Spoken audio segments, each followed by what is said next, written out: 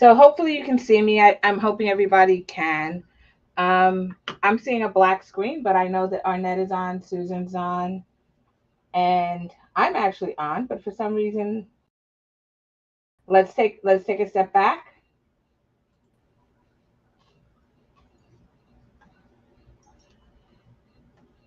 and you should see my cutting mat.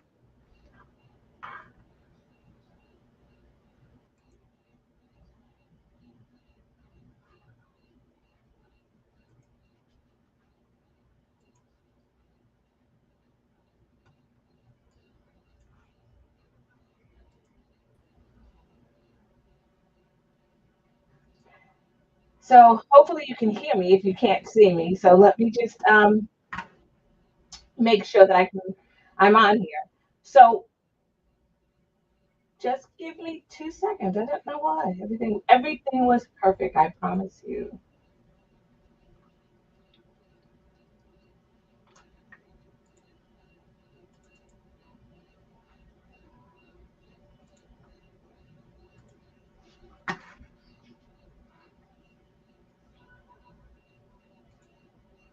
So I'm gonna log back in as me, and then hopefully I'll come back up it without any issues. So 2 seconds.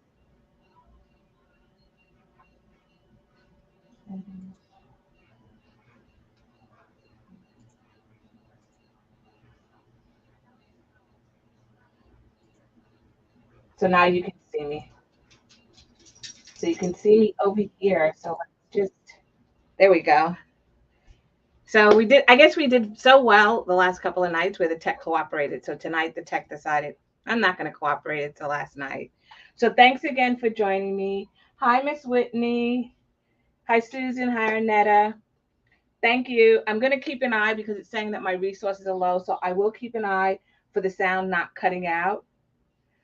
Susan, I think if you refresh, you should see me because I am on camera on my end. So if you just hit refresh or come back out of YouTube and go back in, you should see me. Is there anybody else who cannot see me? Because on my side, I look like I'm on the screen.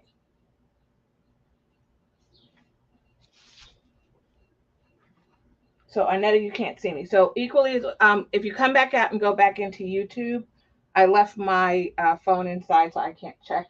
But I'm looking on my laptop, and I can see that I'm there. So,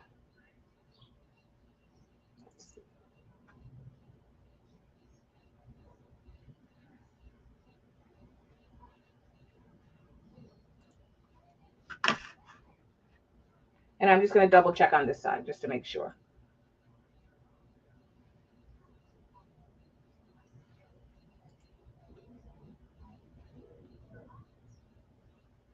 It's always kind of tricky.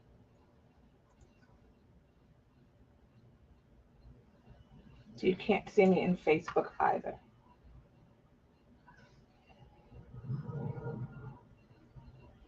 Can't see. Okay, so let me just log myself out then, and see what happens. Because on my side, I see myself totally fine, but you guys are definitely the source. So I'm just gonna log myself completely out.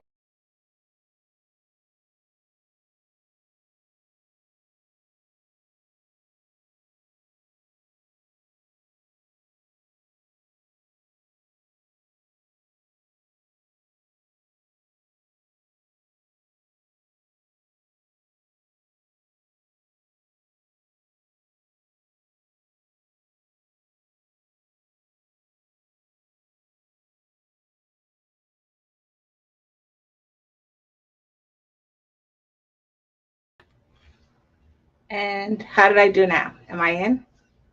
Hopefully I'm in, and you guys can see me.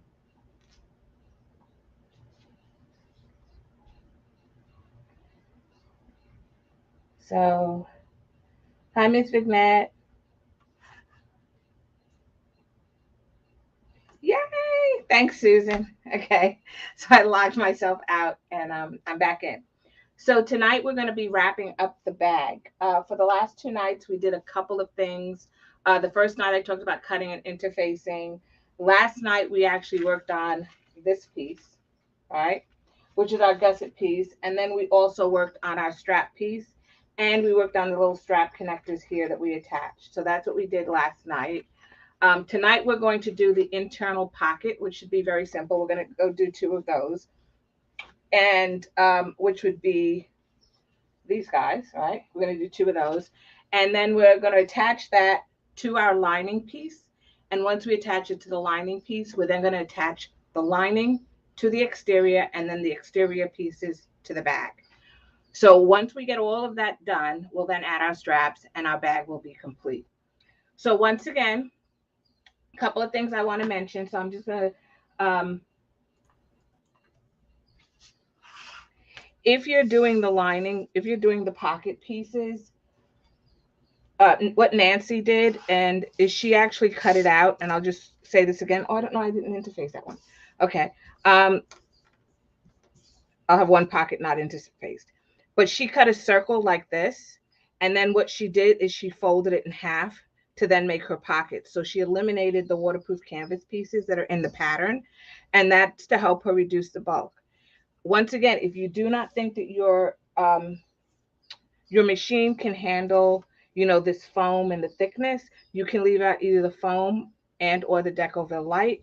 And so the bag, it just wouldn't be as stiff, but you probably wouldn't even notice it since you didn't add it in to begin with. So we're going to take our pocket pieces, and we should have two of those, right? So I have two pieces. If you're doing it with the pocket pieces in one piece like this and folding it in half and making up an entire pocket, please only interface one half. So you can see I did that here. For me, it wasn't intentional, but interface one half if you're going to do two fabric pieces, just to give this some stiffness. You don't have to do it on both. You just need to do it on one. So I'm going to, hey everyone with the big smile. I know it's not Nancy tonight, so who's the person with the big smile? So I'm going to take one of my waterproof canvas pieces, one of my pocket pieces, and I'm going to lay them right sides together, just like this. And I'm going to clip it along the top. So when you clip it along the top, we will be sewing this, but we will not be sewing around it. And I'll show you why. So we're just going to clip this along the top, just like this. And they're right sides together, or wrong sides up. On the waterproof canvas, the way that you know the right side of it is the top side looks like it has fabric, and you can probably hear that. And on the other side is like a little plastic or rubbery texture. That's the wrong side. And the right side is the part that looks like fabric. So we're going to do that for one piece, and then we're going to do the same thing for the other piece. So I'll sew them both at the same time when I get to the sewing machine. Normally, I like to sew. If you ever have any difficulties, because this is like plasticky, you can sew this with the fabric side down on your sewing bed, because you try to sew with whatever piece of fabric is the smoothest on your sewing bed. So if you find that you get sticking when you sew this with the waterproof canvas down like this, you can just turn it over and sew it like this, and it should glide pretty easy. So I'm going to sew both of those now at the sewing machine. I'm going to use a stitch length of 3. And I'm just going to sew along the top.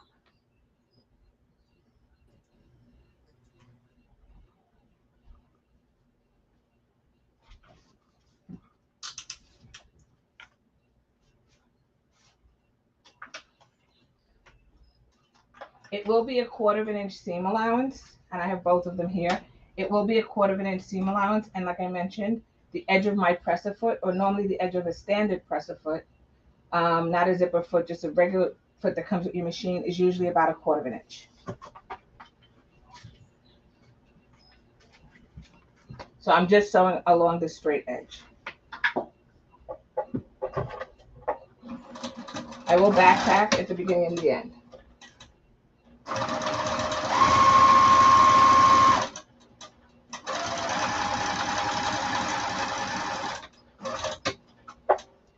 When I get to the opposite end, I'm not going to take my piece out. I'm just going to stick my other piece right under the presser foot, and I'm going to keep sewing. And yes, I know that I don't have interfacing. You should interface both.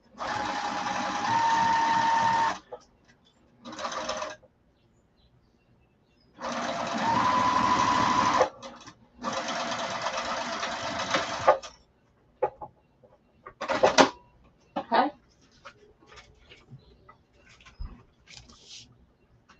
So what we're going to do now is we are going to do the top stitching of this. So what I do is I'm just going to cut this in half, or cut this this thread, this connecting thread here. I'm just going to cut that thread right there like that.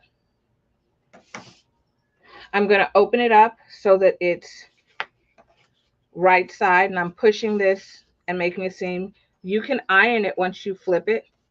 I'm just going to roll this between my fingers, so I'm not going to take it to the ironing board. I'm just going to roll it between my fingers. If you want, you can heat it up also with the blow dryer if you need to. I find if I clip the bottom, so I'm going to start clipping around the sides here.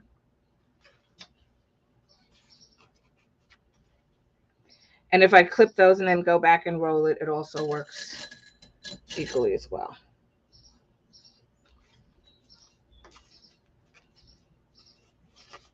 All right, so I want to make sure that the bottoms are aligned.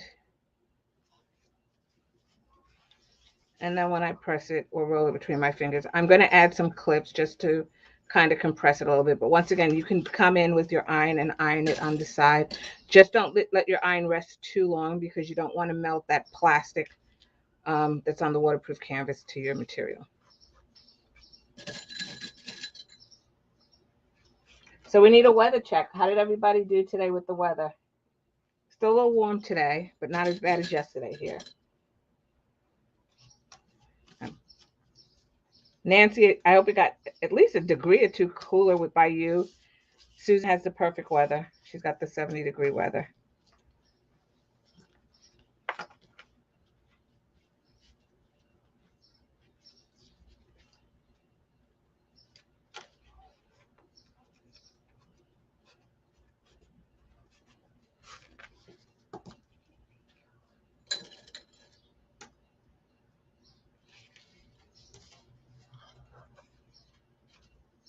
Hot and humid. Okay.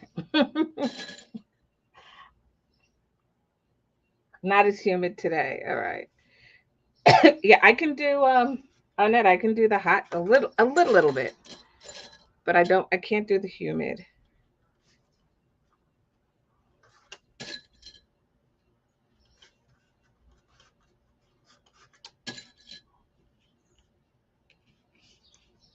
So all I'm doing is clipping this to make sure it holds down. And then what I'm going to do is I will be top stitching this at 1/8 of an inch going all the way down. And I will be chaining it together. So when I get to the bottom of this one, I'm going to start the top of that one. And I will be using a top stitch length. What I will also be doing, just so that I make sure, is I like to make sure these two pieces are actually together, right? When I'm done. So what I will also do is once I get to the end of my second one, I will base stitch around this one and then come back and base stitch around that one. So however you want to do it, if you just want to do one piece first and the other piece, but you're going to top stitch and make sure you based around at 1/8 of an inch. So it's 1/8 of an inch all the way around the semicircle. And we're doing that because I said I'd like to keep the pieces together so it's not as fiddly when it comes time to join it. Get used to it, huh, Nancy? I guess so. I guess when the temperature is usually hotter for somebody maybe who doesn't live there than somebody who's gotten accustomed. So let's go to the sewing machine and give this a sew.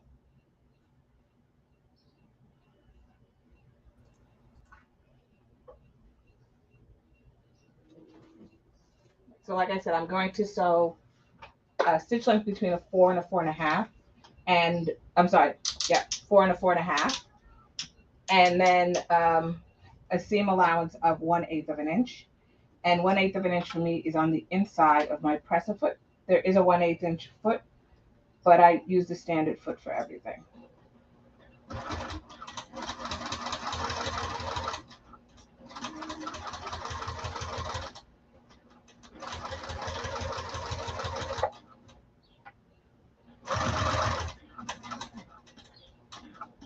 And when you get to about 1/8 of an inch from the end here, if you're doing it a single piece, you would lift this and pivot it. I'm just going to go straight to my other piece, and then I'll come back and do the curves. So I'm just going to come straight out, and then I'm going to do this piece. And I'm just sticking it right under the pressing foot. When you do that, your feed dogs, which are down there, actually grab the next piece of fabric.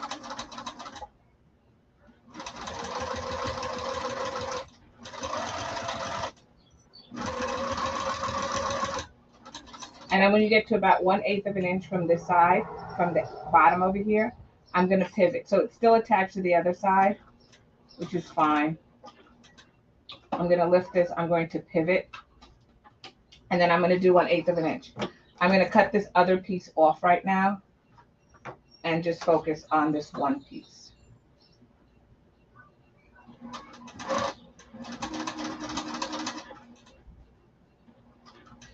And take your time around the curve. You know, pretty much, if you think about this as more of a straight line than a curve, what you're really doing is you keep trying to make this edge straight.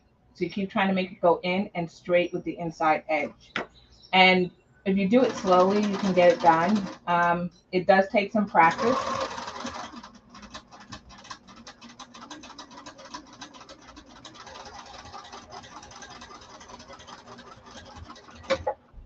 Okay, and then I'm going to do this other one the same way. So I'm going to get it started, and then I'm going to cut it.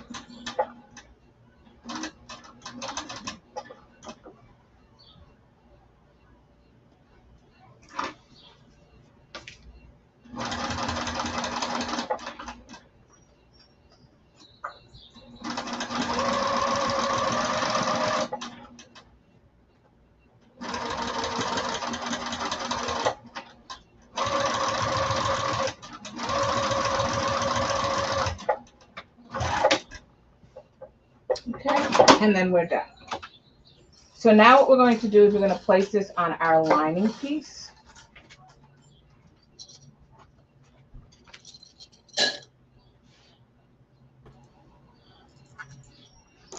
So we have to grab one of our lining pieces, and we'll put one of these to the side.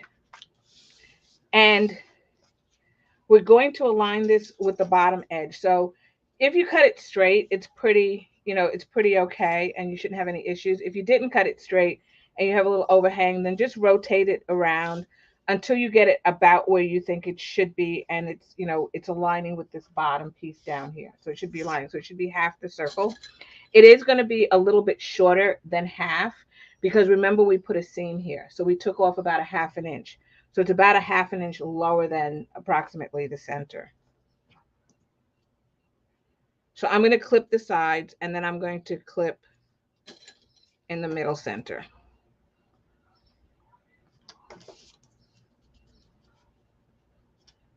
All right. So the next thing we're going to do is we're going to measure the center of our circle. So I'm doing the small one. Just going to grab a ruler here. And I tell you in the directions how far over to do this, but we want to mark a center line down the middle. So I'm just going to grab a pen. And if you're using a pen instead of a chalk liner, make sure this is a Frisian pen. Make sure that you're using something that can go away. It's inside, so I don't think inside, even if the line comes back because it gets cold, it's going to matter. But you won't see it inside your bag because you're not digging around. So I just want to make sure that I'm making sure that my pocket line here is straight. So I'm looking at these lines here, and then I'm measuring down the center. And I'm going to draw a line. And I will do that for both. Now, you only need to draw the line on the pocket. You don't need to draw the line on the lining piece. So I'm drawing a line, and hopefully you guys can see that. And I'm going to do the same thing with this one. So I'm going to grab my other lining piece. This should be right side up. I should have mentioned that. This should be right side up when you're laying this on top. So everything is right side up.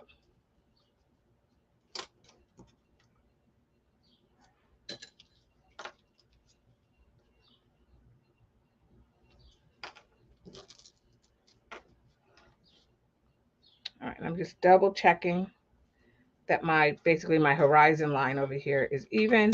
I'm then going to draw a line on the pocket. Then what I'm going to have you do is I'm going to have you sew this. But what I have you do when you sew this center line, now if you don't want to divide it, you do not have to divide it. But what I will say to you is it's actually a pretty big pocket, right? So you may have some, it's something that may sag a little bit. You can divide this any place you want. So if you wanted to put it over here because maybe you wanted a pen, you could divide it here and then leave your cell phone. I just did it down the middle. You can divide this pocket any way you want. So the way that we're going to sew this is we're going to turn this pocket around when we get to our sewing machine. We're going to start about 1/4 of an inch away from this edge, and we're going to sew near the top of our lining. So we're going to sew this way till we get to the top. I normally come off of the edge. I come right off of it so that I hit the lining. And that's because I want a thread that wraps around here and holds it secure. Once I get to that point, I'm going to leave my needle in the down position, lift my presser foot, and then I'm going to rotate my entire piece like this. And then I'm going to sew back over that line and come all the way down to the bottom. And I'm going to back tack. Okay, so just to tell you again, when you get to the sewing machine, we're going to start in this direction. About 1/4 inch from this edge of this pocket, we're going to start here. We're going to sew towards the top of the lining, right? So we're going to keep sewing. I go about 1 stitch over. I then leave the needle down and lift my presser foot. I rotate this completely around like this, so 180 degrees. And then I sew back down that line I just drew to separate the pockets. Okay. And that's just so that right here, I know that it's, when I'm going to come in and out, it doesn't rip easy. If you go this way and this way, the stitches there are loose, right? Also, when you go this way and try to back up, you don't necessarily always get on the stitch. So it's just trying to make it a little bit neater. So let's go to the sewing machine. I'm going to do both of them. So I'm taking them both with me.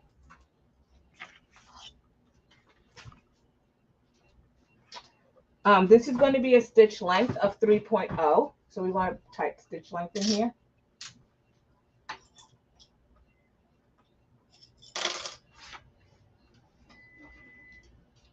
Okay, I'm starting a little bit before, but I am on my line.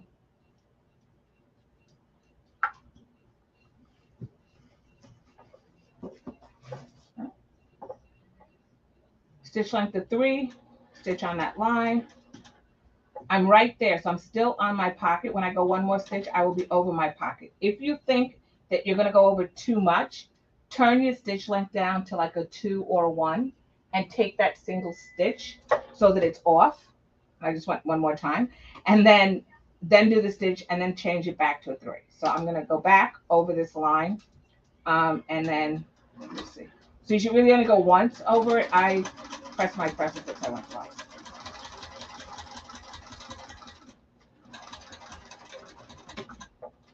Okay, so that's going to be 1.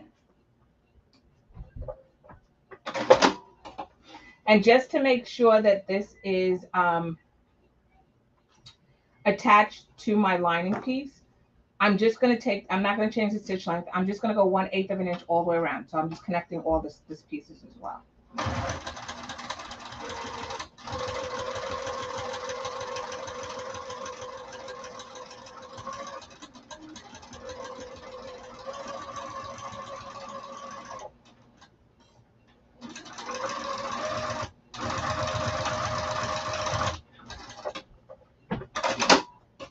And we're going to do the other pocket as well.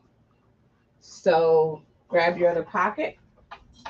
Remember, you're kind of sort of starting, or you are starting upside down with the pocket, right? So it's facing, the pocket's over here. It's facing, you're going to start stitching towards the top of the lining. I'm going to go forward. When I get right off of it, I'm going to leave my needle down, lift my presser foot, rotate it 180 degrees, so it's going back in the other direction, drop the presser foot, and stitch back. And this way you can also see where you're going. When you back stitch, you really can't see where you're going. Okay.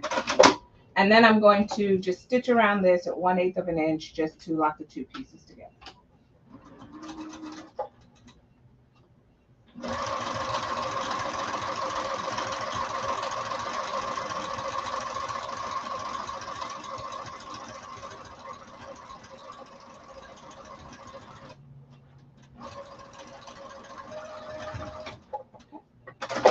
So then we're done with that. So now the next step is to attach these pieces together. So we want to attach the pocket pieces that we just did to the exterior. And remember, I've been saying we're going to use a French seam. So that means everything will be wrong sides together. And then when we put the other piece on what I call the fake binding, it will be right sides. We'll turn inside out and we'll do it to create that fake internal binding. So now here is where you look at your piece and you say to yourself, okay, how do I want my pattern to look? So if you cut it and you want it to look a certain way, you play with it. You don't have to worry right now whether it's the front or the back. You just want it to get it a certain way. So I think I'm going to just do mine. I don't know. Maybe something like that. Okay. So I'm just going to flip it over, right? Because what I want to do is I want to get this right sides. So it's wrong sides together. What you can do also is if you fold this in half, you can mark your centers. So I can take my little scissor here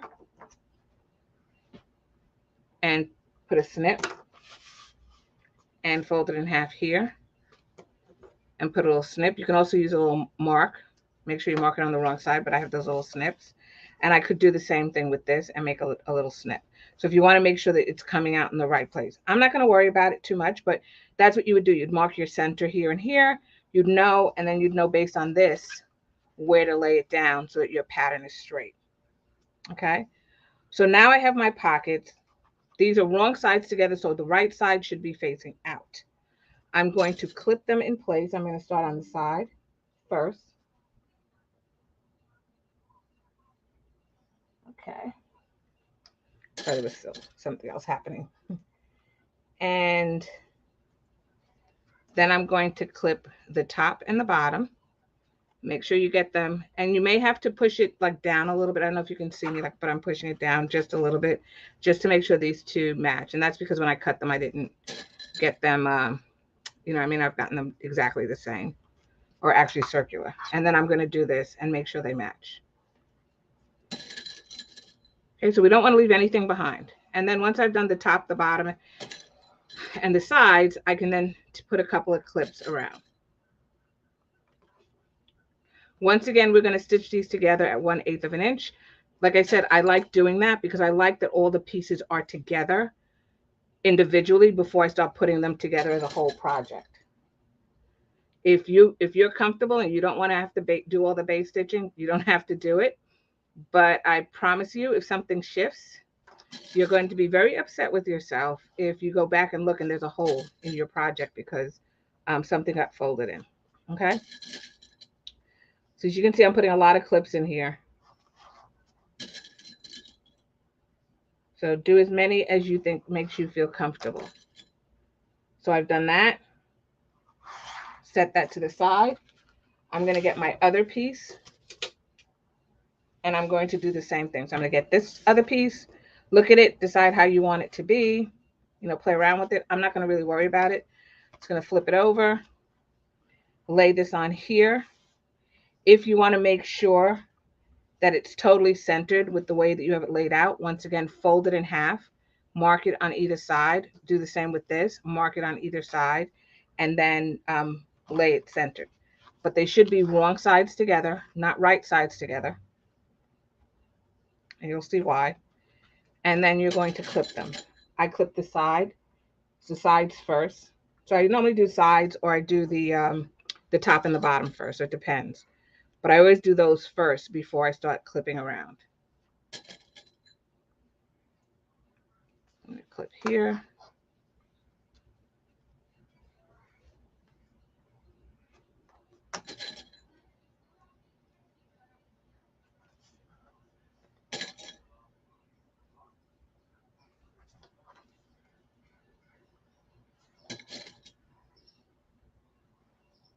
And I will be sewing it from this side, which is why the clips are up. And that is because that foam here is in the middle.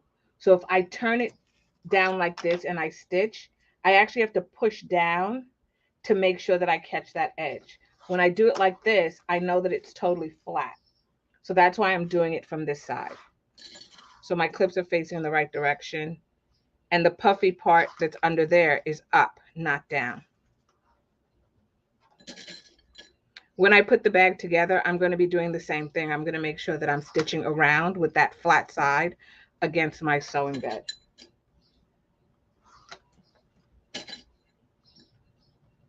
Okay. We're going to take this to the sewing machine and we're going to sew around at 1/8 of an inch just to attach these two together. Double check to make sure that your right sides are facing out. So they should be facing out. They should not be, you should not have them, the pocket inside.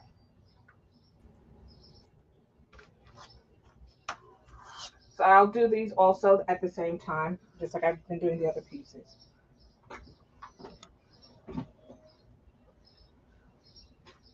Doesn't matter where you start because it is a 1/8 inch.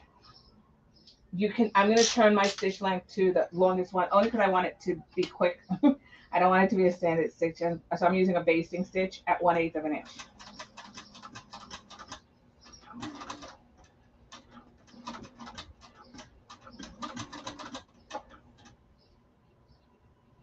I don't think I missed any questions, but if you have any questions, let me know.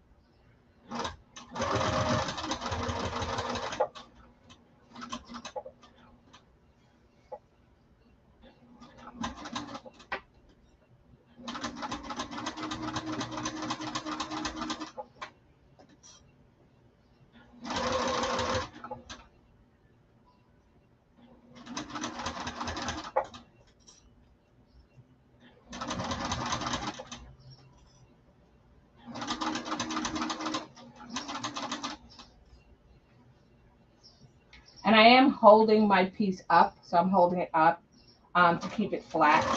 I do have a bed, so if you have an extension arm like a bed that'll keep it flat, this is a good place to put it on.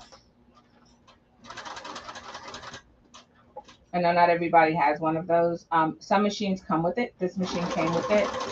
I have, my first brother did not come with it, so I had to buy the extension piece. And usually it's used by people who quilt, and that's just so the weight of the quilt doesn't pull against your needle. Okay. And then I'm going to cut my thread, and I'm done with one piece. I'm going to do the same thing with the other piece. Notice that I do take my time, so I'm not like trying to whip around those curves. Because I want to make sure that I get them. And also I don't want to go too far off track with my 1/8 of an inch, even though we're going to cut it off. I don't want to go too far off track.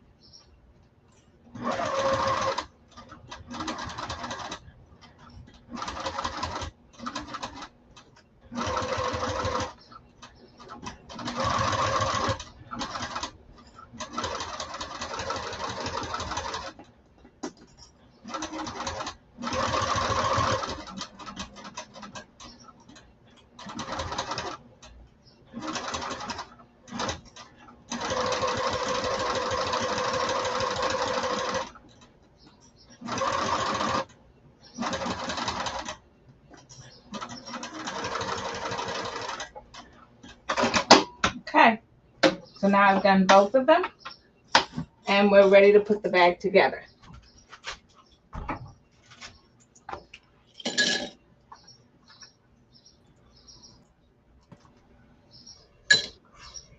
Okay, so how are we going to do this? Okay, for some reason. Got a little bit blurry there. I hope it cleared up for you guys, but it was a little bit blurry. So we're going to put this together. And we're going to grab our gusset piece that we did, right? So these pieces are together. The next piece we're going to need is our gusset piece. So this is the piece that we have. You should have trimmed it so it's about even. And this also, we're going to sew right sides together. So all the right sides are going to be out on this. All right. So I'm going to actually, at the top here,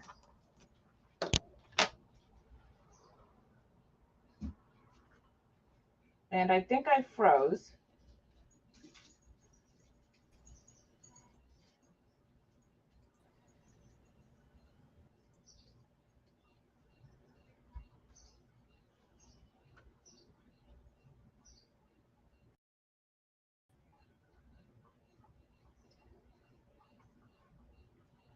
All right, so give me 1 second. Let me disconnect this camera. I don't know why it froze.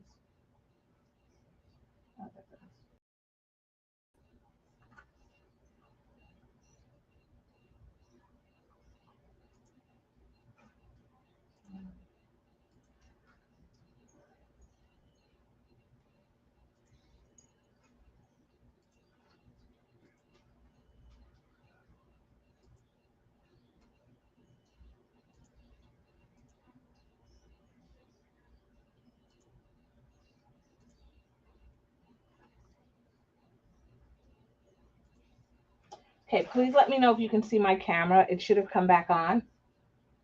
If it did not, then I will definitely disconnect it. So you can just let me know. Hopefully you guys can still hear me, but hopefully you can still see my camera. Okay, thank you, Nancy.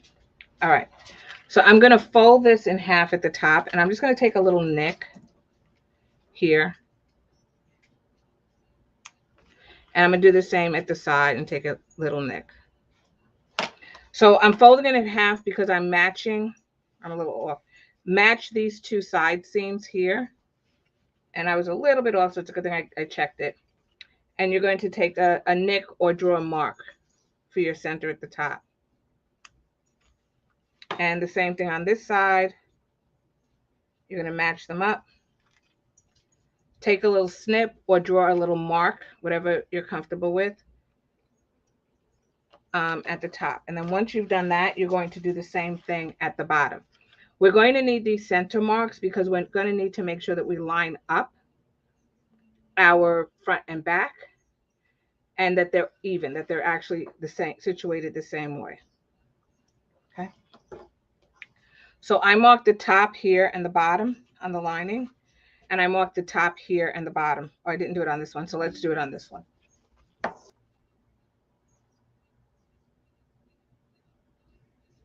Okay. So I marked it on the exterior. I didn't mark it on the lining. So I'm just going to fold this in half. I'm lining up the pockets is what I'm doing here. You should be able to do this relatively easy. I marked it on the fabric side, not on the lining side, so I didn't see it. But I have the neck on this side, the bottom and the top. But I'll do it again so that I can make sure that I can see it.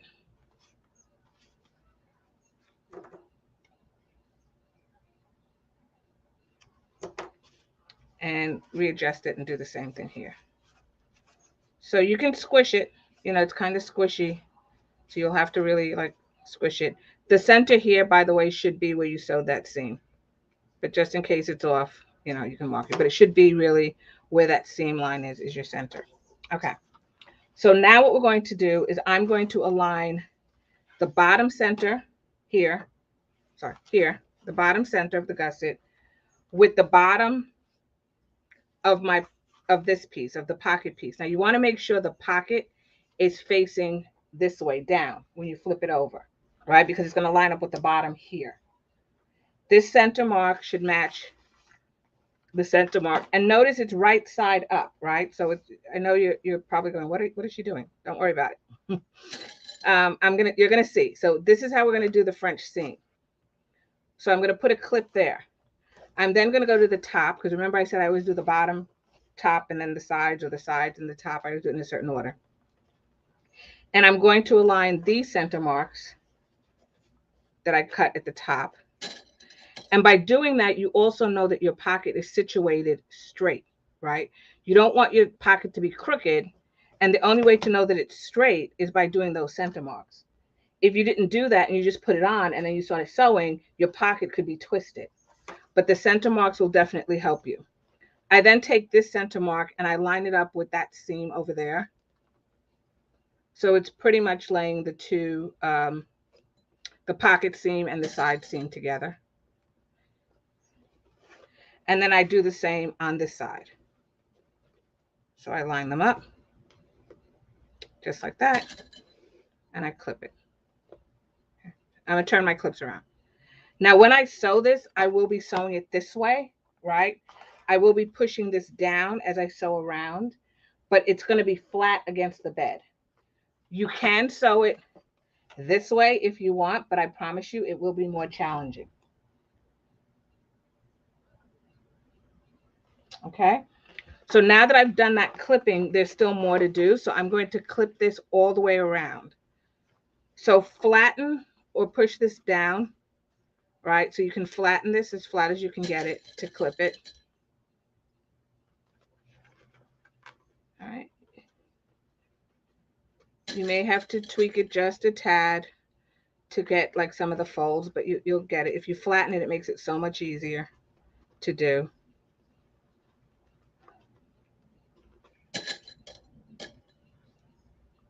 Okay. I do have like a little bit of a pucker here, but that's okay. I'm going to straighten it out because I'm going to even it out around the curve. So I'm just taking it and I'm moving my clips and I'm evening it out. If you push this flat, it makes it that much easier to do. Okay, so now that's flat around the curve. So you just get it as flat as you can. And you will use a lot of clips here, by the way, so don't be stingy with the clips. You'll need a lot of clips. The other thing that you can do is if you have a little tiny stapler, um, if you have a little tiny stapler, you can staple around the edges here. So you can take a stapler and within a 1/8 inch seam, just staple because we're going to use a 1/4 of an inch seam. So you can use a stapler. Keep in mind that that staple is going to brush against the bottom of your foot, but that's not an issue, right? But it's a way to keep it without having to worry about all the clips. So it's always good to keep a stapler and a staple remover handy in the sewing room. But we're just going to clip this.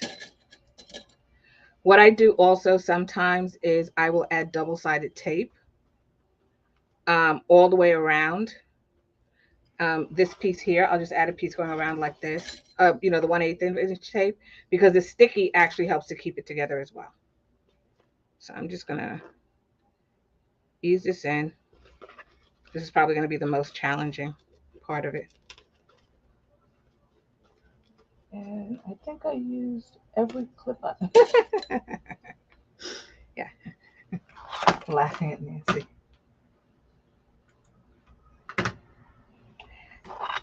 Yeah, it is a lot of clips. And this is where, all these clips that you think, oh, why is she sending me all these clips? When you have bags like this with like these curves and they're bigger, you do use more than the 20. So I think that's funny. I don't know if you noticed, but I did refill my clip jar. So I have a lot more in here now than I had before. And that's because I kept stepping on them. I drop them on the floor and step on them and forget that they dropped. So I broke more than I, so when I started going down, I just added more. And mine is going to be a little wonky because I sewed my foam and my interfacing in wrong. So I told you that, guys. I told you that yesterday when I realized it, but I wasn't going to take it out. Okay. So I'm going to do one at a time, just one at a time, this way. And then I'm going to do the front or the back, whichever side it is that you're using. It doesn't matter. They're the same. They're the same, pieces, size pieces. You can determine which is which when you carry it, which is nice because you can carry it with it on one side and then change it over on the other side.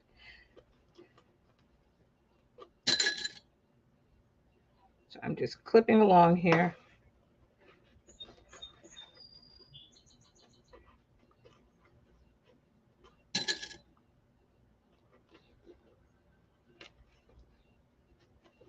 Now we're going to sew this at a 1/4 of an inch seam allowance.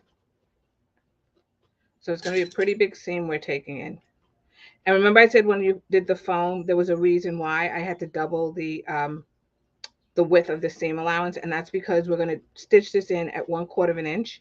And then we're going to come back and we're going to do some cutting. And then we're going to stitch it again. So that's why you had that. So that's what it should look like when you're done. Okay. When you're done, it should look kind of like a drum or a canteen, as the case may be. All right.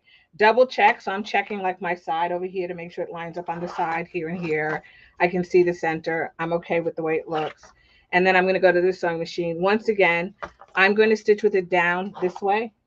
and I'm going to push this out of the way. And by doing that, it flattens this curve, right? If you have to, you can open up your zipper because it's not going to go anywhere. And you can pull it in even more if that's helpful to you. Okay. So we're going to take our time. We're going to stitch using a stitch length of 3. If you want to, you can increase the stitch length to like a 3.5. If you're afraid that you'll pop a needle, because we're going to sew it again anyway.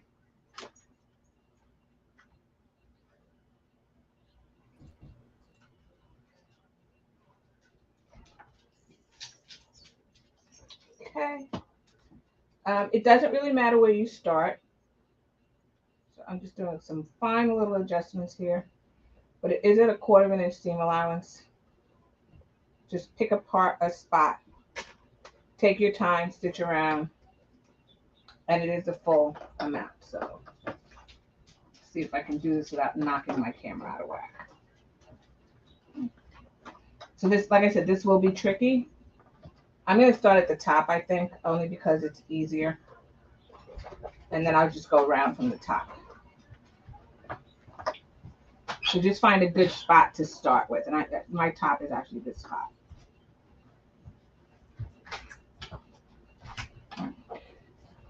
Changing my stitch length down. Take your time. This is also why I said make sure you sew them together. You base them together, because now I'm really only dealing with 2 pieces of fabric, because everything is joined except for these 2 pieces. All right, and I'm going to stitch around. When you remove your clip, and I'm just opening the zipper. When you remove your clips, make sure to realign it so that the edges are touching.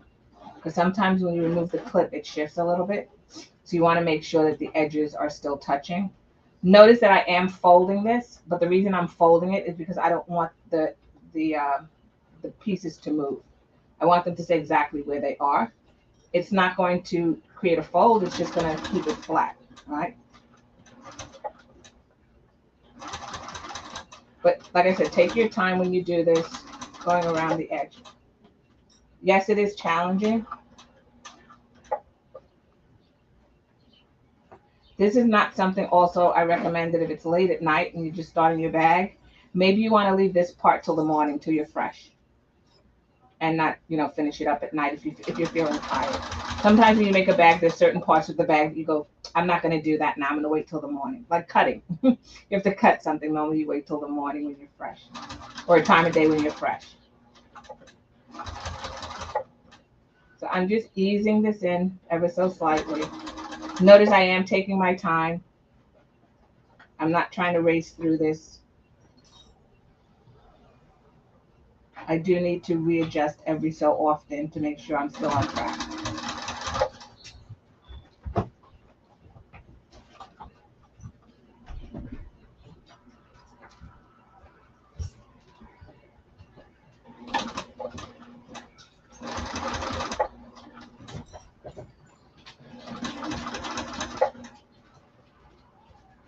Now the bottom may be a little bit harder, like my bottom's a little bit harder to do, only because it's stiffer and I can't open the zipper to get it, but you'll be fine.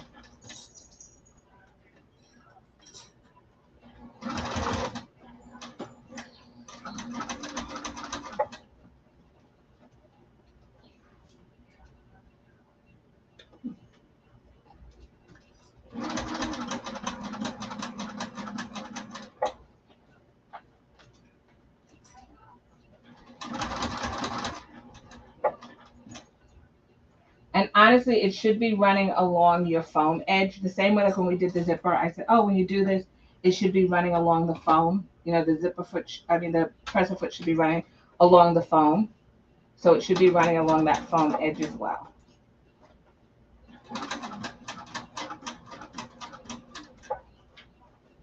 If you have to hand crank, then hand crank.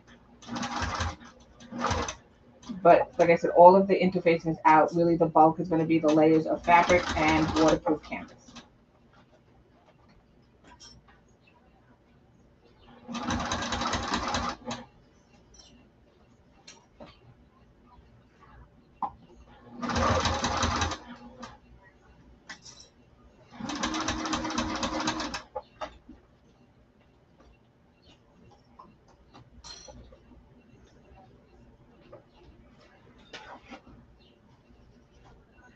little premature at pulling out that clip.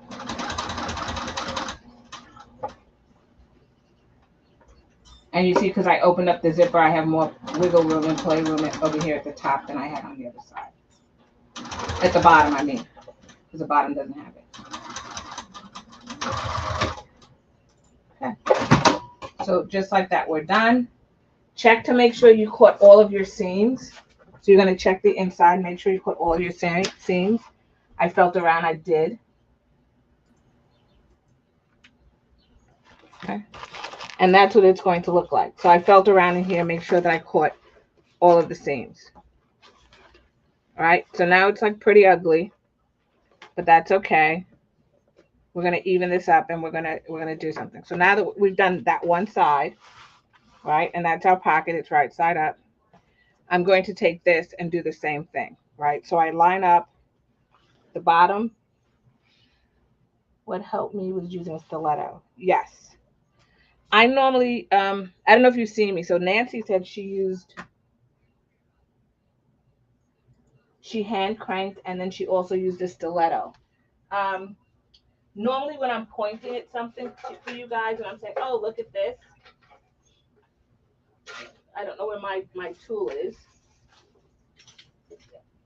But it's a pointy little tool that you use. I have a bamboo one here and it looks like this. Sometimes it's metal. But when you're folding it down like this, if you take the stiletto, and I wouldn't recommend the bamboo one, the ones that are metal are better for something like this. When you push it down, it actually pierces the fabric. So it helps to hold it in place while you sew around. And you can move it, you can then, once it catches it, you then move it to someplace else and sew around. And it is a helpful tool. I normally have one with a little, a white handle that I use when I'm showing you guys something at the sewing machine. But it is very helpful. You're right, Nancy. And Arnetta says she uses one also. I want one of those fancy ones, but I'm like, you know, there's I can't remember her name, but she makes really pretty ones where she uses resin, and they're very pretty. I just think it would be, for me, it would be ornamental because I've never used it because it's so pretty. All right, so I'm just trying to find the center. I made the nick a little bit small, so I'm going to line up the bottom. I'm also very bad because these scissors, which are the Kai scissors, I tend to use the point of them like a stiletto. I didn't want to tell you my bad habit, but that's what I do. All right, so I'm going to line the bottom, and then I'm going to do the top. Oh, yeah, you misplace it. I would put it like in one of my cups so that I could see it because it's so pretty, Nancy. And so it would become more decorative than useful. But they have them, she makes them with the seam ripper on one side.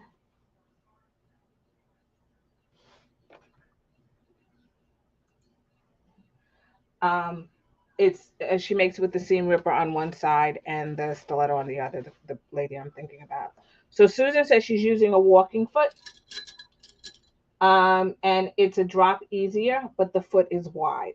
So if anybody was interested in using a walking foot, that's just Susan's giving you her experience as she's sewing the bag. And the width of the walking foot is wider.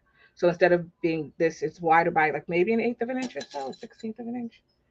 So she said it's easier because it's helping her pull the bag through. However, because it's wider, it can be a little bit more challenging. So thank you for sharing that, Susan.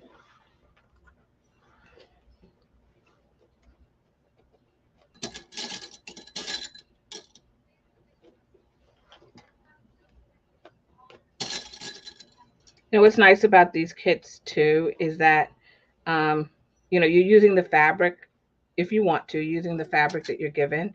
So you don't necessarily feel like if it doesn't go quite right that you wasted any of your fabric that you hand selected for yourself, that you wanted for that special project. So just going to make sure this is right. I think I clipped this wrong. So when I marked the top, I had 2 notches and I didn't remember which notch, and I think I lined it up with the wrong notch.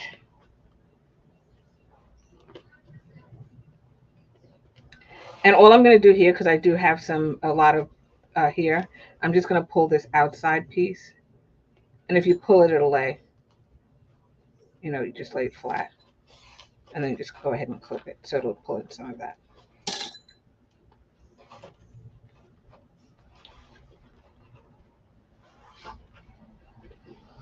Like I said, this is the part that takes probably the most time. Of everything else is just put it together.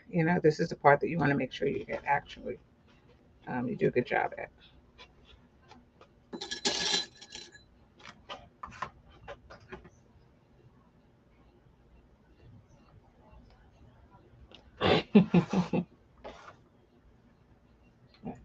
So it's Nancy said hers is wide too. So I guess and I believe you two have different machines. So it must be it must be the walking foot width must be a standard width, like like when I say, oh, I'm using my standard presser foot, the walking foot width must also be a standard width. Okay.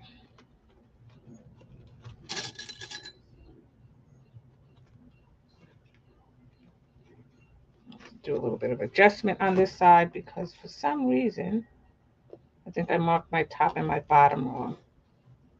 So I'm just going to take up some of the slack and ease it in. Over here, I can see there's like a big piece that I need to ease. Standard foot is wider than yours too. Interesting.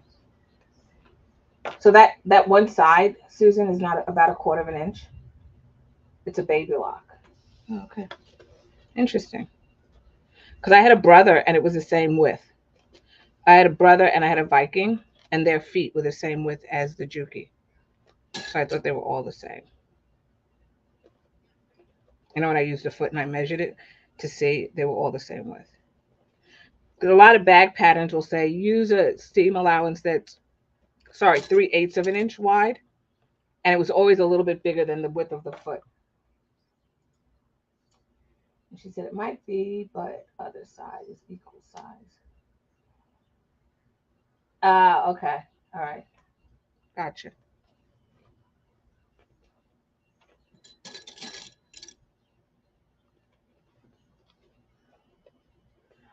All right. I think I used enough clips here.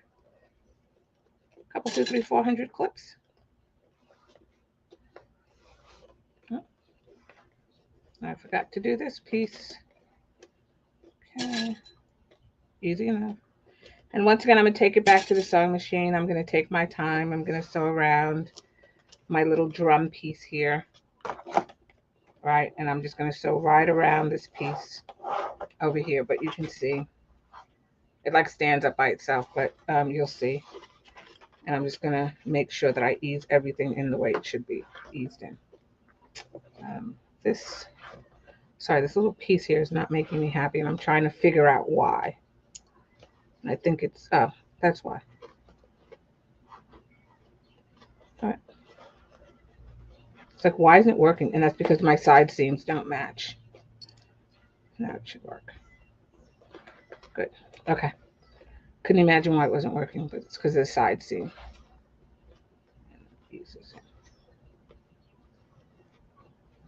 Sometimes I have a tendency to pull it so tight that.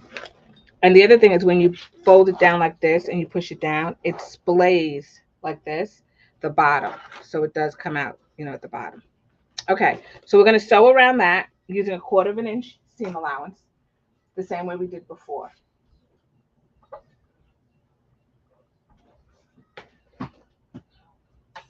Get rid of some of these clips.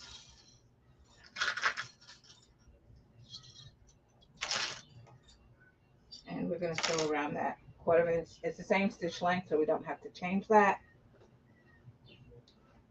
And I'm going to start my stitching at the top again. So I'm going to start at the top because it's easier for me to do so. And then I'm going to come around, just double checking a little seam here. Yeah, okay. To make sure my side seams were where they needed to be and they hadn't shifted. Okay, so I'm going to start at the top, about the top center. Once again, it should be flat side down, so make sure that the flat side is down. It just makes it easier to sew. I did open my zipper in this case. I do have a lot of clips, so I'm gonna have to take out a couple of these clips, but I'm gonna do that after I get it situated a little bit. So this side will be a little bit more challenging than the other side because you now have that other side on. But just take your time. The key is to get it under the presser foot. Once it's under there, it should be pretty easy to go around. So now it's under. Flatten, flatten, flatten as you go.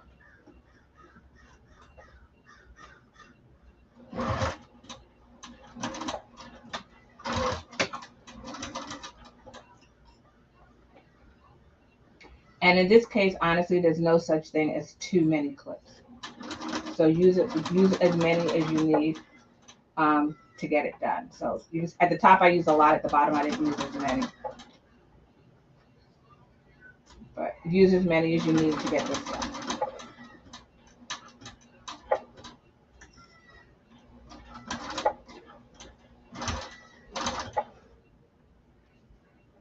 Oh, you guys can't see me. And Nancy says, my brother straight stitch. So your brother has the same standard. Okay. Yeah.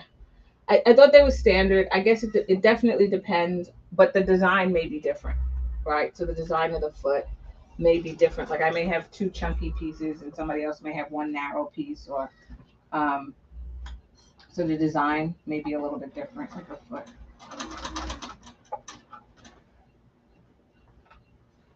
So I'm just going to take my time with this.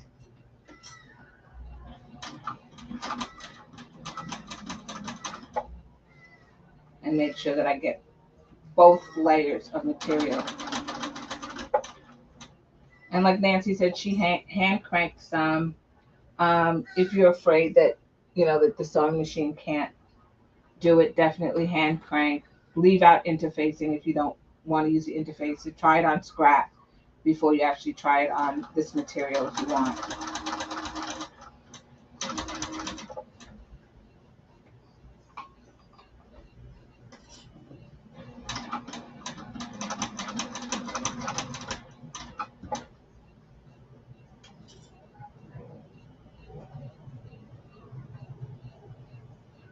It's kind of hard to see the angle of the camera angle.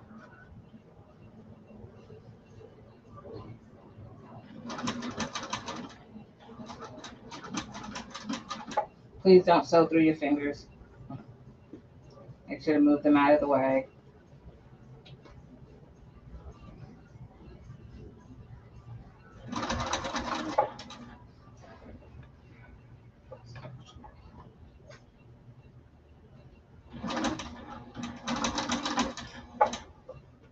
Mine was caught on something. I don't know what it was. There was a clip.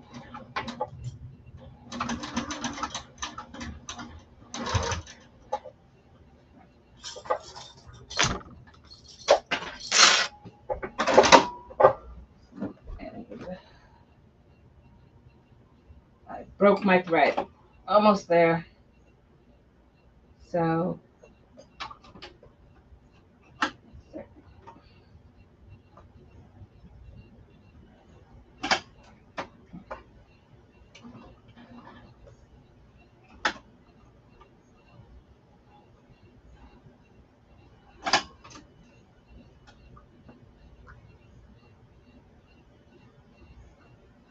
one thing about if you have a threader, you have to make sure that the needle is in the right position, so it can't be too high or too low. He says, I had a crank, especially over the side seams, right? Because the sides are double thick where the pockets are. So, hand cranking that is, probably something that you want to make sure that you take your time with, and you do.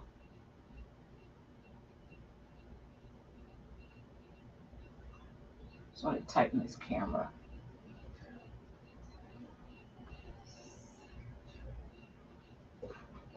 Okay. And I just need to see where the thread broke.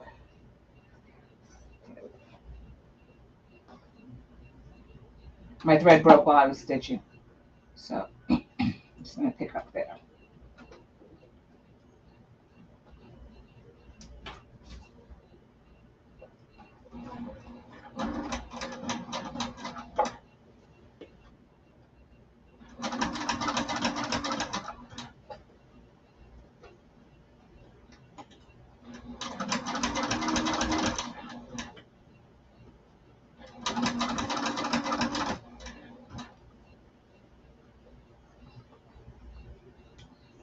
Like I said, the bottom will probably be the hardest piece that you work on because there's nothing that you can open to help you adjust. So you just have to really, really take your time with that. Like I can see for myself, it's hard. I'm like sticking my thumb in here just to get it around, just to get it in there.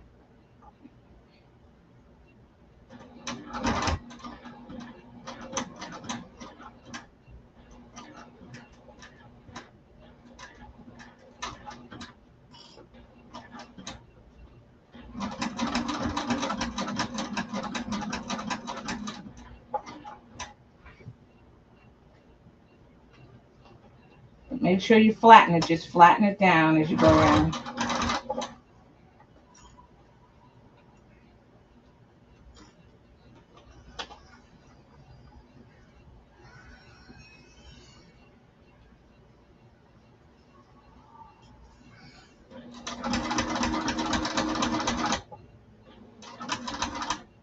So this is the part Nancy talked about where the seam meets the pocket and the side seam.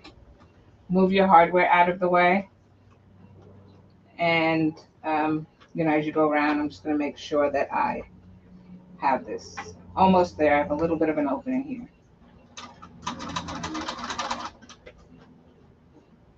And I'm almost there.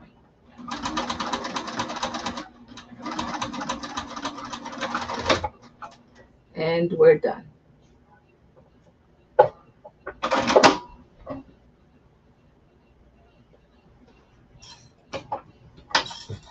Alrighty then. A whole bunch of clips over here.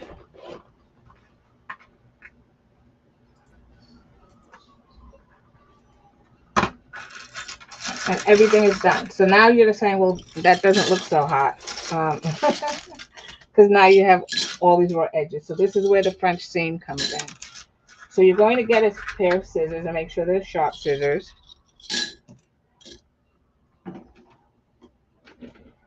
And what we're going to do is we're going to cut half of what we stitched off. So we're cutting off about 1/8 of an inch.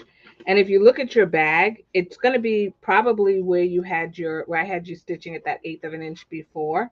And I said, oh, stitch this till it's, 1/8 of an inch. So it doesn't matter which side you do it. You just want to make sure that you don't cut the stitches. So the stitches that are holding the bag together, don't cut those. So you want to make sure you don't do that. I'm going to cut it from this side because I can see better what I'm doing.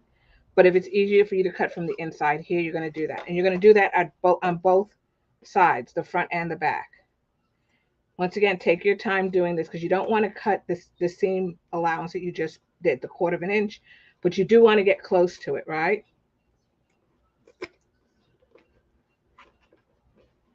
So I'm just pulling it.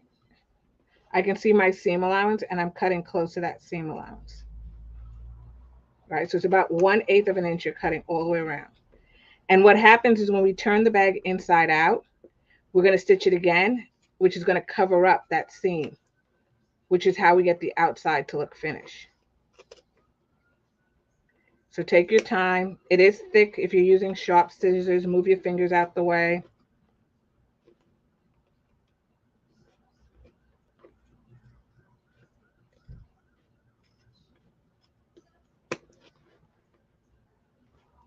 Hey, Miss Justin, welcome.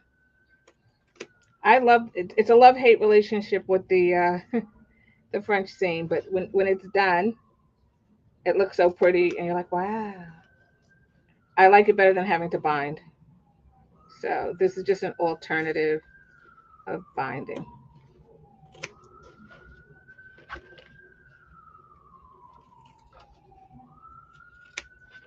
So you can see I'm neatening it up. I'm cutting it real close as I can. Pick which side, like I said, that you want. to do it on.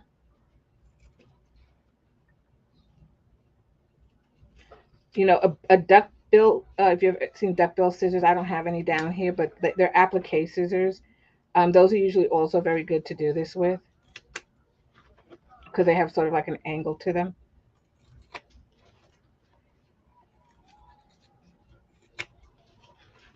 But you can see, I don't know if you can see, I'm cutting right here. So I have like maybe a scant, like an eighth of an inch on there. So I don't really need a lot because what's going to happen is I'm going to then take this, turn my bag completely inside out like this. I'm going to press this down like that. And then I'm going to run another stitch right here. So I will be sealing in that seam right here. It'll be, that's why you're cutting it close. So when you do it like this and we sew it from the inside like that, when you sew around it and then you turn it right side out, you won't see the piece. So you have to make sure you get it as close as you can without cutting the stitches. So don't cut your quarter of an inch seam that you just put in, but get really, really close. If you by accident cut it, don't worry about it. Just take it back to the sewing machine and stitch it, stitch again away from where you cut it. Honestly, nobody's going to be looking at it that close.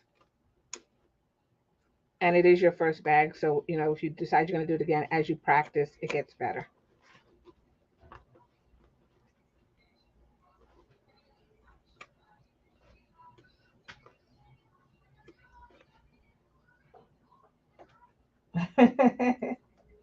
Susan says, I can totally see why people are so impressed with our bags when they see them.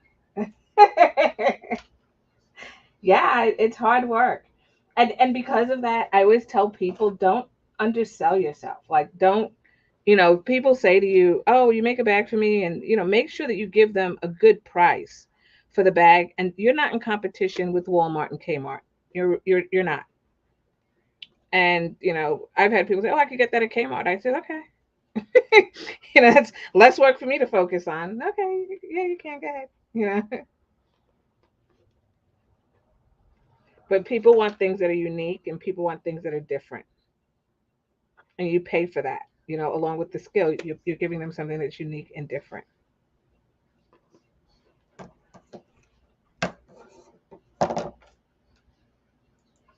Hey, Miss Josanne. So who's watching Jasper tonight?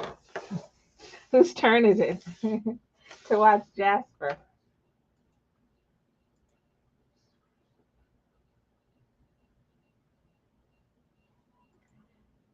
Yeah, Vignette. I know I stole something from the garment ladies or men or tailors or whatever.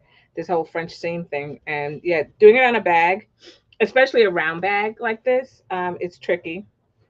Definitely, it's something you can try on a tote bag if you want, so something that's more square or rectangular, and you can do it on that. So I'm just really, really trimming this like real close around here, just really, really close. All right, and then I'm sticking my finger on the inside just to make sure I didn't accidentally cut any of those seams. So I'm running my finger along where it's stitched. And this is something you take your time with. Like I said, this like the sewing thing, this cutting thing is something that you definitely don't do when you're tired. So if you get to a certain point and you feel tired, just leave it for the next day or another time. Because you don't want to do all this hard work and then come back later and it's you mess yourself up.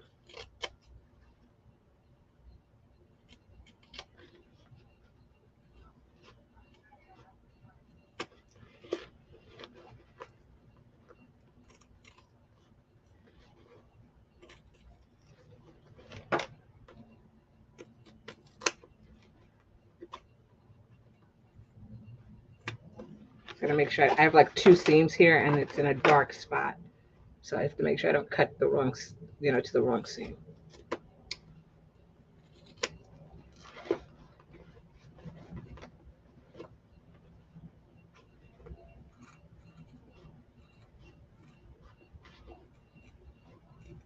But I'm cutting really close. Like I said, really close.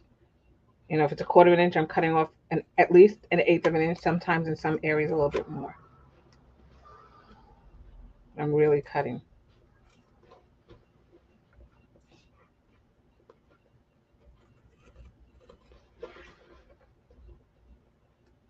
And in some cases, I'm even cutting that the eighth of an inch that I stitched to, when I used to stitch it together. I'm using that as my guideline.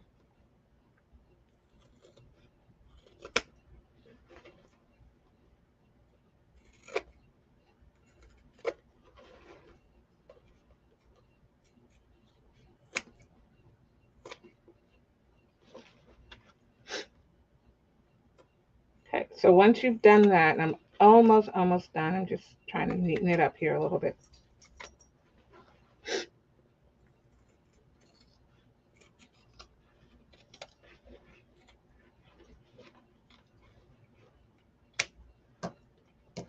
I just want to make sure I did not cut into anything.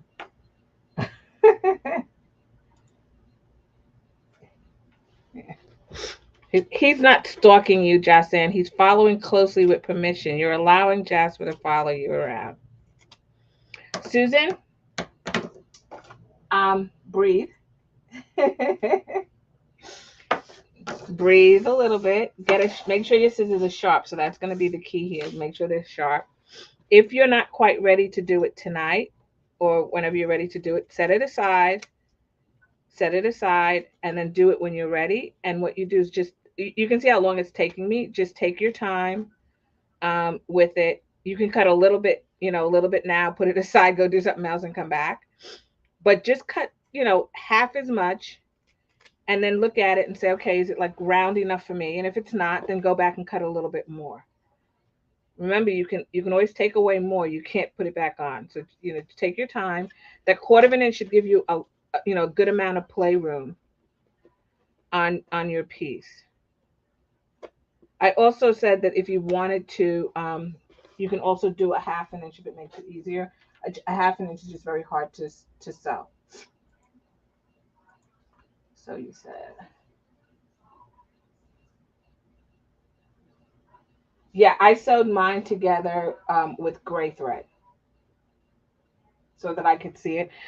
For me, gray thread is a universal thread, and I use it for everything. Very rarely do I use a color thread when I really, really want to see the contrast, but other than that, I use gray for everything. And I'm still cutting. Okay, sometimes you could see it better on the top. Definitely need good lighting. So I'm still cutting because I'm really trying to get, as much as I can to catch it in the seam. If you're cutting it from the top like I am, what I would recommend you do also is I'm folding the underneath piece here. I'm folding it down like that. So then I make sure I'm not snipping any of that. So like I said, I'm going back and I'm cutting some more off where I think I have, and I can see the stitches. Um, if you want to, Susan, you can go back in and stitch over it again in a color thread that you can see. And I'll tell you why, because you're not going to see we turn it inside out. If you redo the stitching, you're not going to see the thread. And any thread you see, you can always pick away.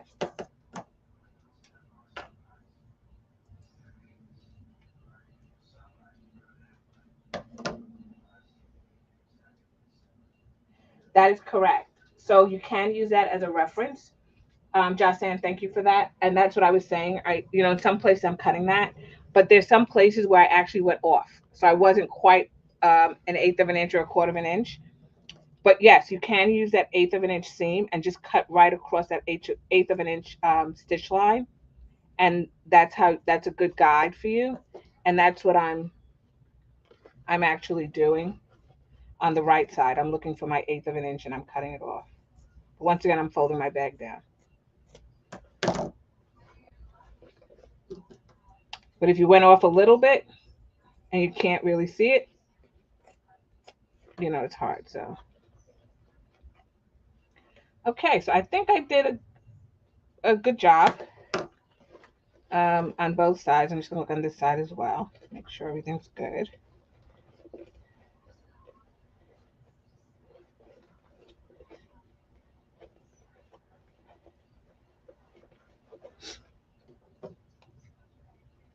And I could be cutting this forever, but you definitely want to get as much as you can off and as close to that line as possible. Okay. All right. So these are all my scraps I'm cutting. So I'm happy with it. So what I'm going to do now is this is where we seal up this whole thing. I'm going to turn my bag inside out. So I'm going to turn it so the lining is facing out like this. Turn the whole bag inside out.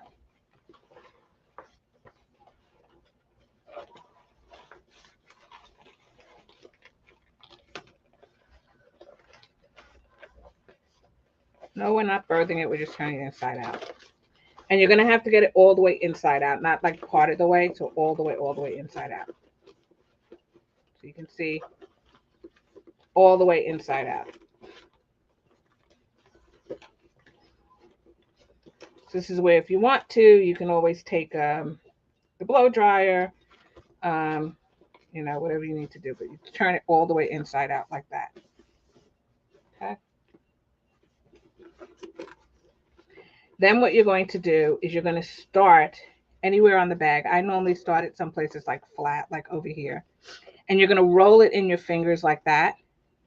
And what you're trying to do is make sure you can feel that seam that you cut. Make sure you can feel that in there. And you're going to add a clip. And once again, you're going to use a lot of clips here. So you're going to go all the way around your circle, and you're going to use clips.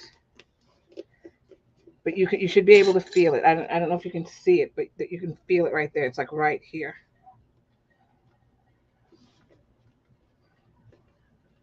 And just roll it in your fingers. And you are folding the bag in.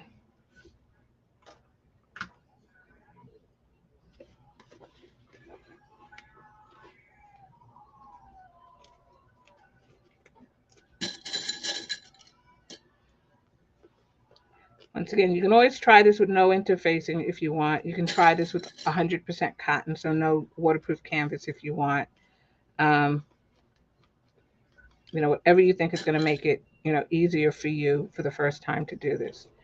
I will be sewing it with this piece towards the bottom, so I'm going to turn my clips around because my clips are facing in the wrong direction.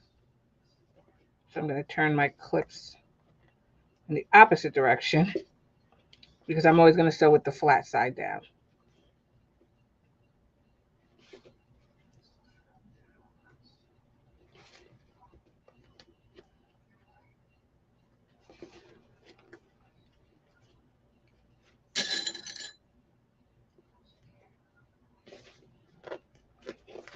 And you can stick your finger in there and push up on that seam from the underside if you want to. But it may not look pretty, but believe me, it, you know, when you're done, you'll see. See, it straightens out. Really nice going around. So just take your time with that. And I'm going to do one side just like I did before. I do one side. I'm going to sew it, and then I'm going to come back and do the other side. Because I don't want all those clips in the way while I'm sewing. So I just need enough for one side of the bag. I don't need it for both.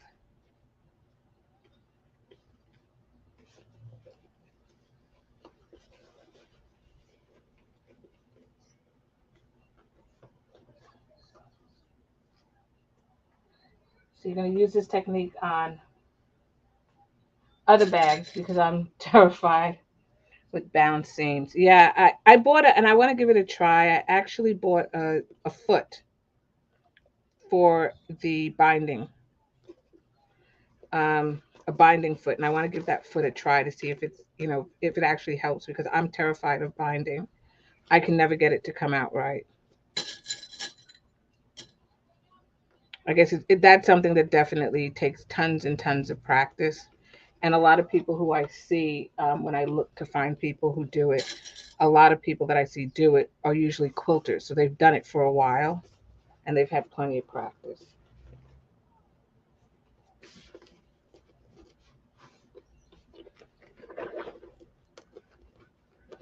So I did clip this a little bit close over here.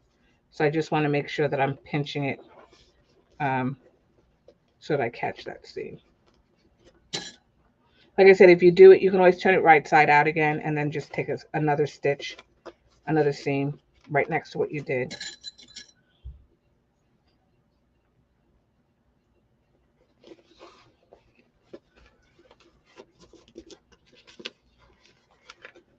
And heat this up if you need to. Blow dryer, iron, whatever you need to do to make it more pliable for yourself. Make sure you turn these the right way.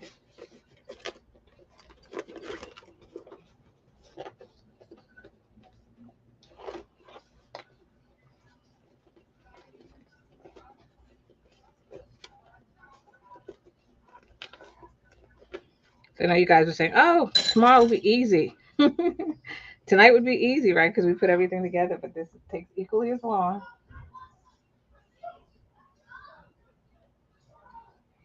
As the other one, so as the rest of the bag. So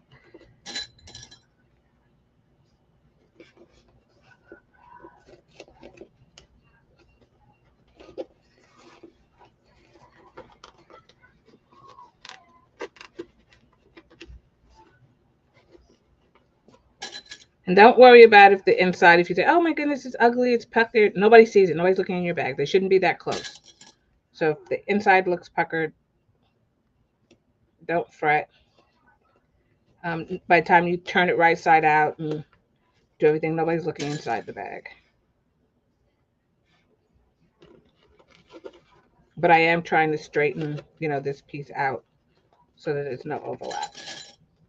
And I will straighten it out as I sew it as well. Okay? So that's how it's going to look. All right? This is how it looks on this side because I gathered everything together. Flatten it, flatten it. But that's how it looks from the top. I will be sewing it from the top going all the way around. I'm going to use, I believe I put in the pattern a 3/8 of an inch seam allowance, which is a little bit odd. It's not a 1/4 of an inch. And that's because I want to make sure that you catch those raw edges in there, right? So if you cut them close or you cut them a little bit too long, 3/8 of an inch should actually give you what you need to get what you want. If you're really, really afraid, you can do, a 1/2 an inch around the edge. It'll just be that the top will be smaller, but you can do a 1/2 an inch as well. So if you find that you didn't catch it, you can always come back in here, take a bigger seam in that spot or a couple of spots, and nobody's the wiser. Sorry, I'm looking at it from the top and then I'm seeing that I don't like the way it's laying. I didn't roll it enough. All right, so let's go to the sewing machine. I'm going to sew this once again flat side down like this. I'm going to push my bag out of the way so it's easy to do. And we'll do one side and then we'll come back and do the other side. All right, so don't know why my camera keeps tilting.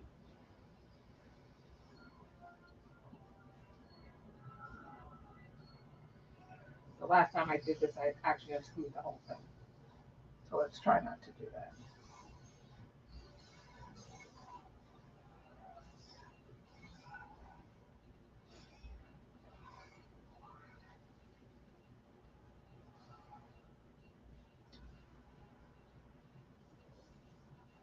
All right, hopefully that's okay. You guys can see that. All right, so once again, it's flat side down. I'm going to start up here where the zipper is. So I'm going to start at the top. Once again, you can find any place that you feel is comfortable to get it right in there. I'm going to tuck my other half. If you can see it, I'm going to tuck it right inside. It's hard to see it, but I'm tucking it right into the top to get it out of the way. Take your time, 3/8 of an inch seam allowance. I may do mine at a 1/4, but you should definitely do it at 3/8 of an inch seam allowance. Take out this clip.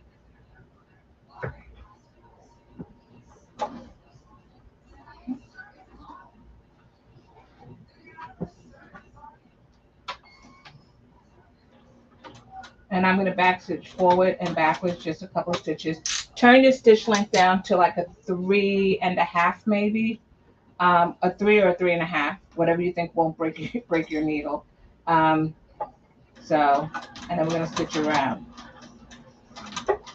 And I am straightening as I go. So I'm taking my time and straightening as I go.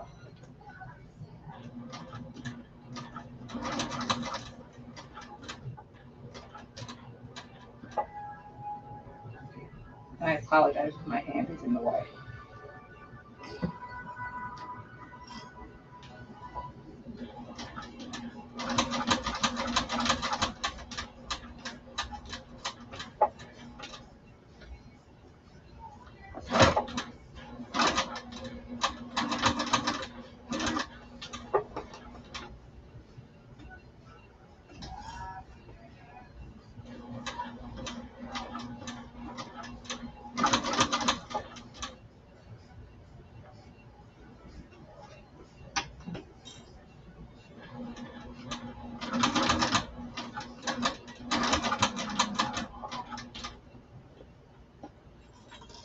So now I'm coming to this seam that Nancy was talking about. So take your time going over that seam. Don't speed across it. Don't push, don't pull. Just let the machine do the work.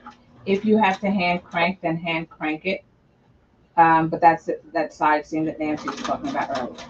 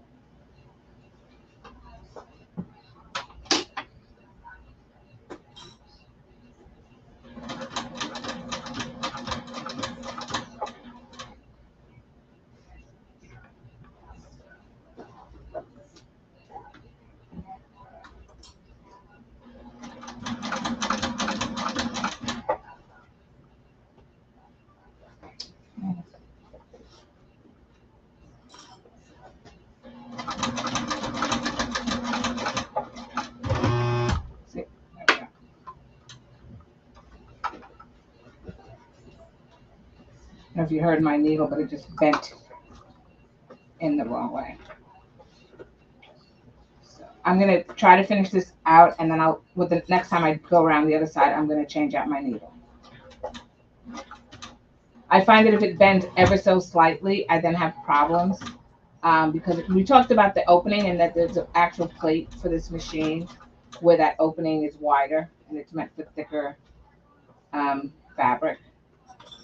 So I'm gonna take my time.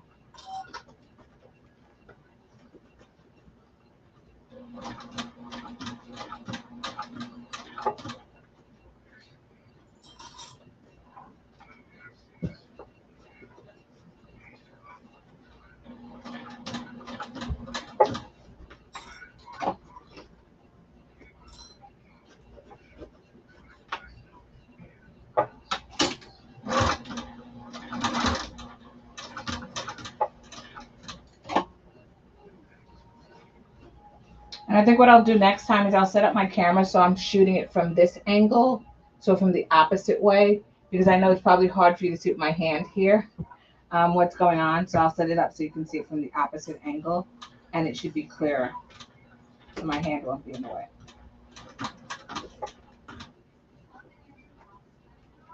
So next time we do a live, I'll move the camera angle.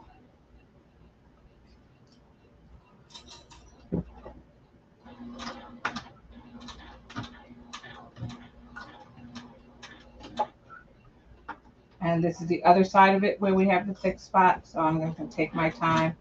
If you have to hand crank, hand crank. I'm not really doing anything. I'm just letting the machine do the work. So if you have a walking foot, you can use that as well. Make sure your hardware your zipper pull is out of the way.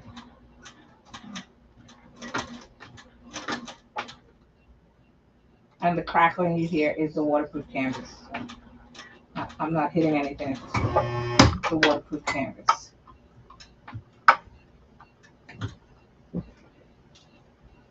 Keeping my fingers crossed that I don't break this needle.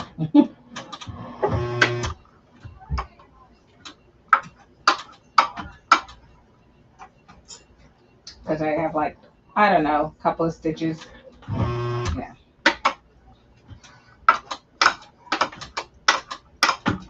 And I'm just going to hand crank it because for some reason, if I let it go, it doesn't do it. So I'm just going to hand crank it till I get, because I'm like right here is the end of it. And I don't really, if I stop now, I'm going to have to do a couple of machinations to make this work. So I'll just hand crank it.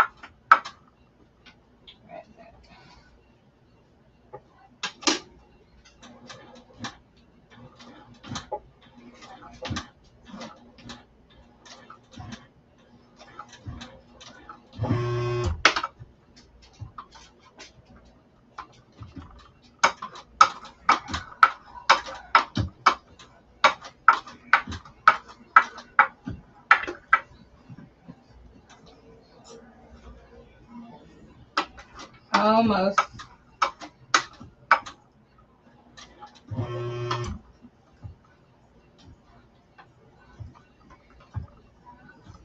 Yeah, I have to cut my thread.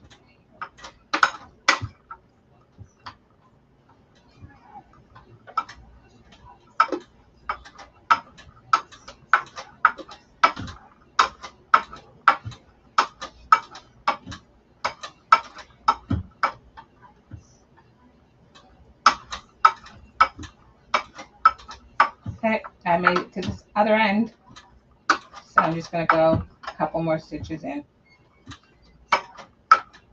And then I'll stop. Okay. Whew. So now we're done. I'm going to cut this thread. I'll go back to the other issue. Hi. Hey, Susan. Oh, okay. She's running off to get her husband. All right. Drive safely, please, Susan.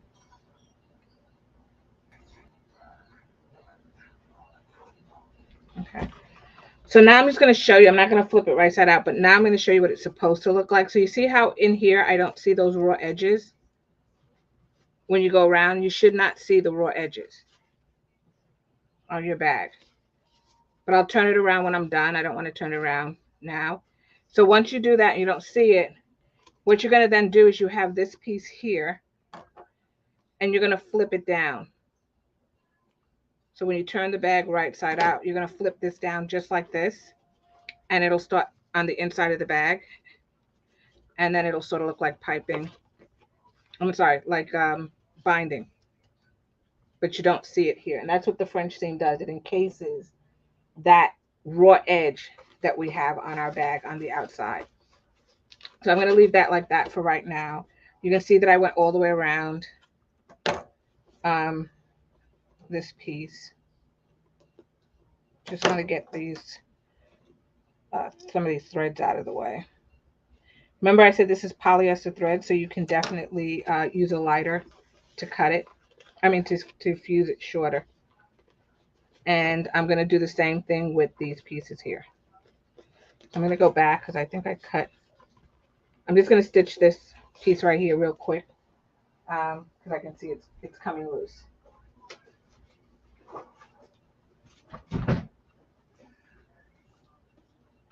I really only have to do 1/8 of an inch because it's not, I think what happened is the thread was too long.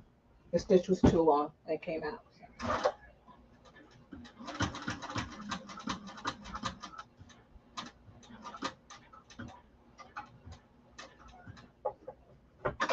Okay. So I'm also going to make sure when I go back, I change my needle so I don't forget. Okay, good. So now what I'm going to do is I'm going to do the same thing. I'm going to take this, I'm going to roll it in my fingers, put the clip, make sure the clips are in the right direction because I'm sewing from the top. So I'm making sure the flat side is facing me. What I did before with the sewing machine, when I said I'm going to push this in, when I went to the sewing machine, I took this side and I just rolled it in like this, like that, to get it out of the way of my stitch line. So that's what I was doing when I said I'm rolling it into the bag. So I'm just going to push this out.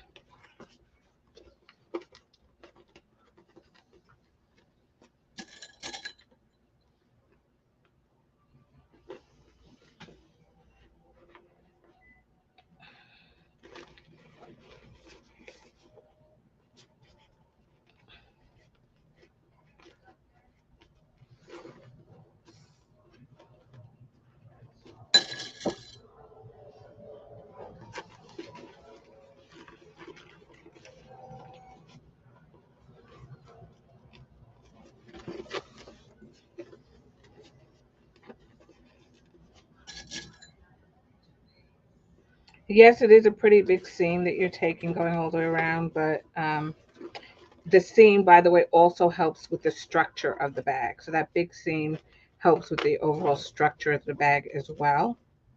Just like binding, right? Binding actually adds a little, actually adds structure to your bag when you put it in there.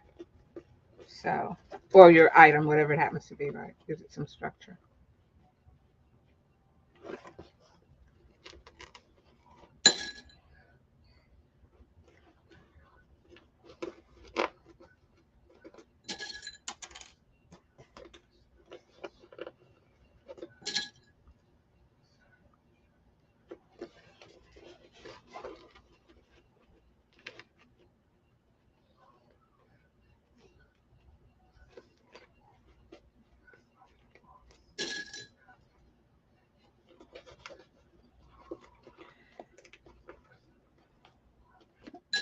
And of course, if you need to straighten it out, like you saw me straightening some things out as I went, once I flipped the bag over, I straightened out some of the seams to help get, some of the gathering out of the bag.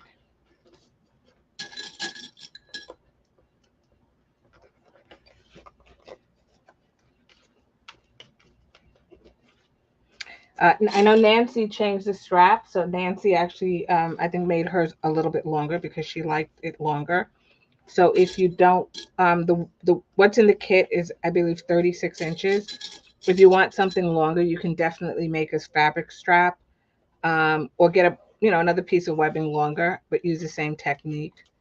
If you need a longer strap, and also if you want to do an adjustable strap. So we've done bags with adjustable straps. So you can just go back into the pattern and take a look at some of the other bags where we did adjustable, like the Acoma was an adjustable strap. So the method is exactly the same. So now this side is done. Like I said, I'm going to change out my my needle because I don't want to have any problems, and hope that I don't break it. Nancy told me this was a zero needle breaking. So since she didn't break it, I'm doing it on her behalf on this side. So I'm just looking for my little tiny screwdriver, and we'll just get this done. So let me change my needle when I get to the sewing machine, and then I will also sew around this. I'm doing it the same way, so it's going to be the flat side here. I'm going to turn down like this, and I'm going to sew around the bag like this because it will be easier.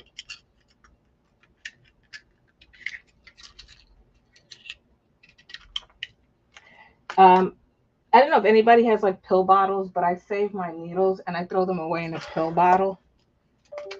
So I'm always afraid somebody will get stuck with it handling the garbage, so I just stick them in a pill bottle because I normally have some type of pill bottle hanging around. All right, so let's go to the sewing machine and stitch this around, and then we'll turn our bag right side out so we can take a good look at it.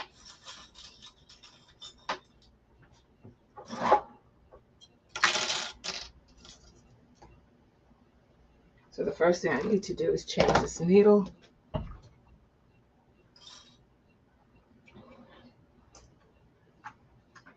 Yes, I am using the edge of one of my bobbins to change the needle. Can't find my screwdriver. I'm just gonna rest that to the side right now.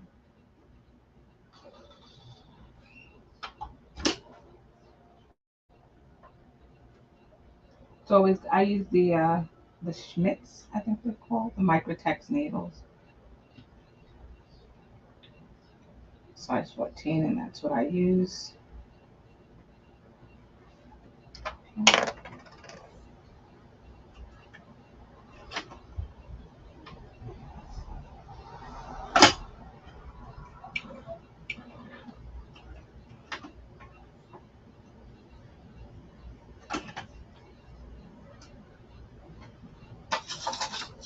All right, let's get sewing.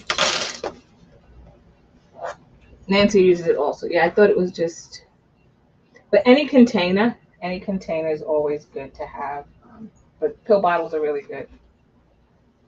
So once again, I'm gonna fold the other piece that I did into my bag. So I'm only using, I don't know if you see it, I folded it in. And then what I'm going to do is I'll start sewing at the top. It doesn't matter, just find a good spot where you can get it underneath your presser foot. That's really the key. So your starting point should be where you can get it under the presser foot. So if you can do it at the bottom, then do it at the bottom. I'm going to start at the top. And we're going to do the same thing, right? We're going to go in 3/8 of an inch. Oops, 3/8 of an inch. You want to make sure that you're encasing that raw edge, which is why I'm going in a little bit more than 1/4 of an inch. Then I know that I'm guaranteed to catch it. Take your time. Increase your stitch length if you need to increase it from a 3 to a 3.5. I think I have you do the 3.5 in the pattern for that very reason, so they're not too close together and you don't break needles. How often do you all change your needle? It's always like a question I have. Do you change it on every single project? Do you change it, every 10th project? Does it depend? What's the what's the standard changing of the needle? Because I find waterproof canvas, you seem to have to change it a lot more. It's just like my rotary cutter blades. When I cut waterproof canvas, I always have to start almost with like a new one, especially if I'm cutting a lot of it, because it dulls the rotary blades.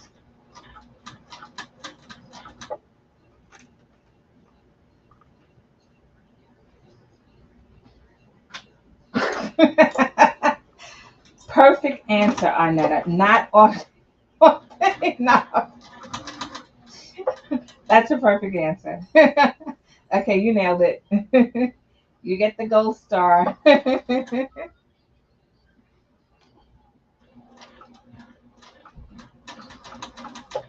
I think that's me also. It's usually at the point that I had it before where like things start, it starts hitting my plate and I'm like, okay, the needle's dull. Fix that.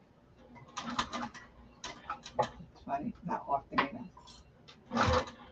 I know people who are like religious, like they change it, every X number of projects that they work on. And they're very, religious about changing because they know about how much wear and tear their needles take, because they tend to do the same types of projects, and so they know around when it's time to change it.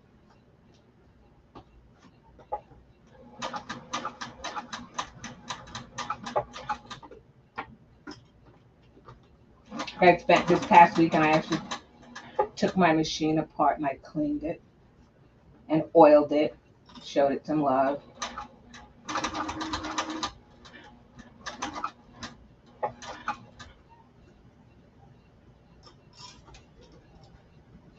And you can actually hear the difference when you clean your machine. It sounds different and everything. That's my thick spot for my pocket.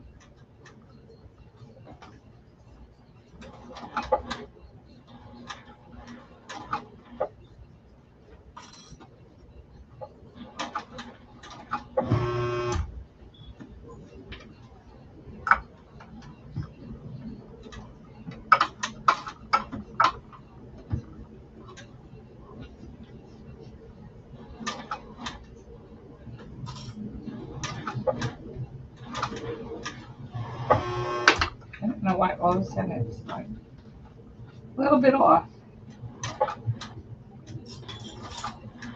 I'm trying not to tug it to my left. I'm trying to let it do it, but I know every now and then I do tug it over there. And I'm tugging it because I'm readjusting. But instead of pulling it to the left, what I pull it to the left and then I rotate, I should be rotating, and then that would fix it and I won't have to pull it to the left. And the left is what throws it off of alignment. Whereas if I just rotate it, I don't have the same issues.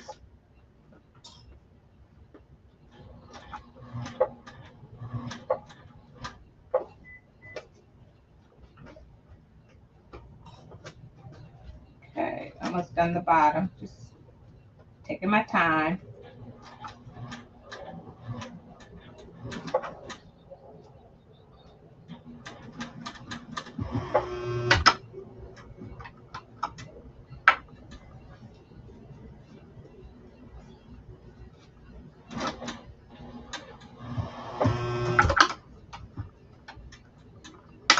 Now I know it's not the needle because I just changed the needle, so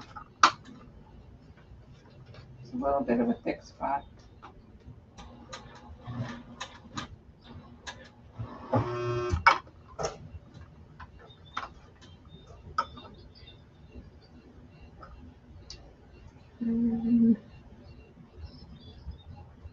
Start skipping stitches. And Jasan, that's because is that because when it starts skipping stitches, it's usually because it's dull? Do you know, I guess, why that happens? Is it because it's dull? So it skips the stitches?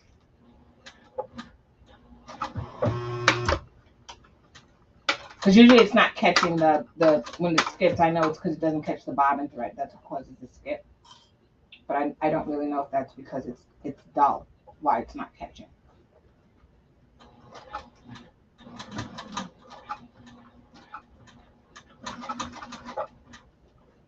I hope you all can see. I'm not like zipping through this. I'm taking my time. If I was using my semi-industrial, it definitely I would have been done. I know that, but that's not the purpose of this exercise, right? This exercise is to show you that you can do it on a domestic. But I'd have been around those curves like it was nobody's business.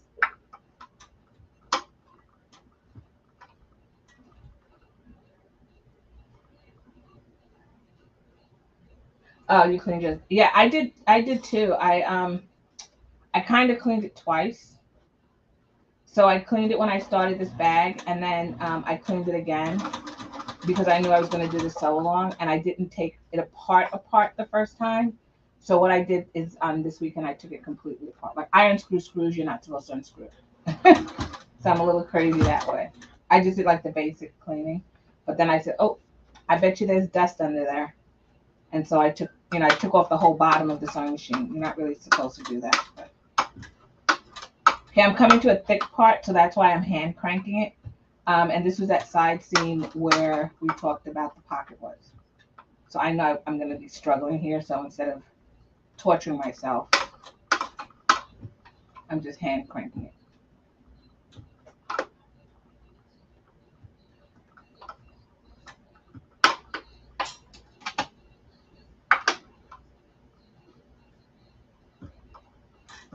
It's not cooperating. This is also where you use those, what do you call it, hump jumpers or jump humpers or whatever they're called. They usually come with, every sewing machine I've gotten had one. But you could also roll up a piece of fabric, but the thickest parts are where you use those. Okay, so I'm back to the beginning. Woohoo! Let's see if it'll let me back stitch a couple of stitches. Yeah, it likes me. Okay, I'm done. So the only thing that we need to do next, each new project. How many needles do you go through? Do you do big projects, Nancy, or smaller projects? Like how many needles do you go through?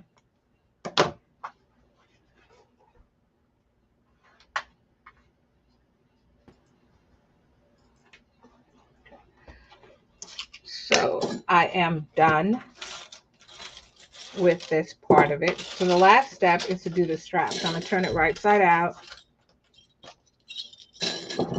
Let's take, and I did the small. So if you're saying, oh my goodness, it's gonna get so small, I actually did the small bag.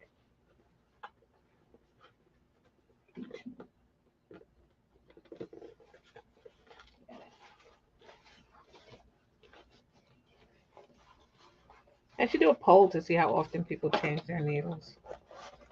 Um, just in general, it's interesting. Because sometimes, like me and Arnett are in the same boat where I go not often enough. Like all of a sudden, I go, oh my goodness, I didn't change my needle in a while, and then I'll change it. But it'd be interesting to know if somebody actually says, I change it every 1.8 bags, or every one, every 3.2 minutes of sewing. Some people may do it based on sewing time. So all I'm doing here is I'm just folding this in like this. I'm just folding it down like that. And I'm going to just cut some of these errant threads. I'm pushing everything out. When you push it out and you look into the bag, right, you can see this piece. I just roll the seam that I made, I roll it towards the top or towards the outside of the bag. So I don't roll it in, even down at the pocket, I roll it towards the sides of the bag. So I put it down and roll it towards the side of the bag. You see that? And I'll come back in later and I'll actually iron it, take a good ironing to it. But I flatten that French seam.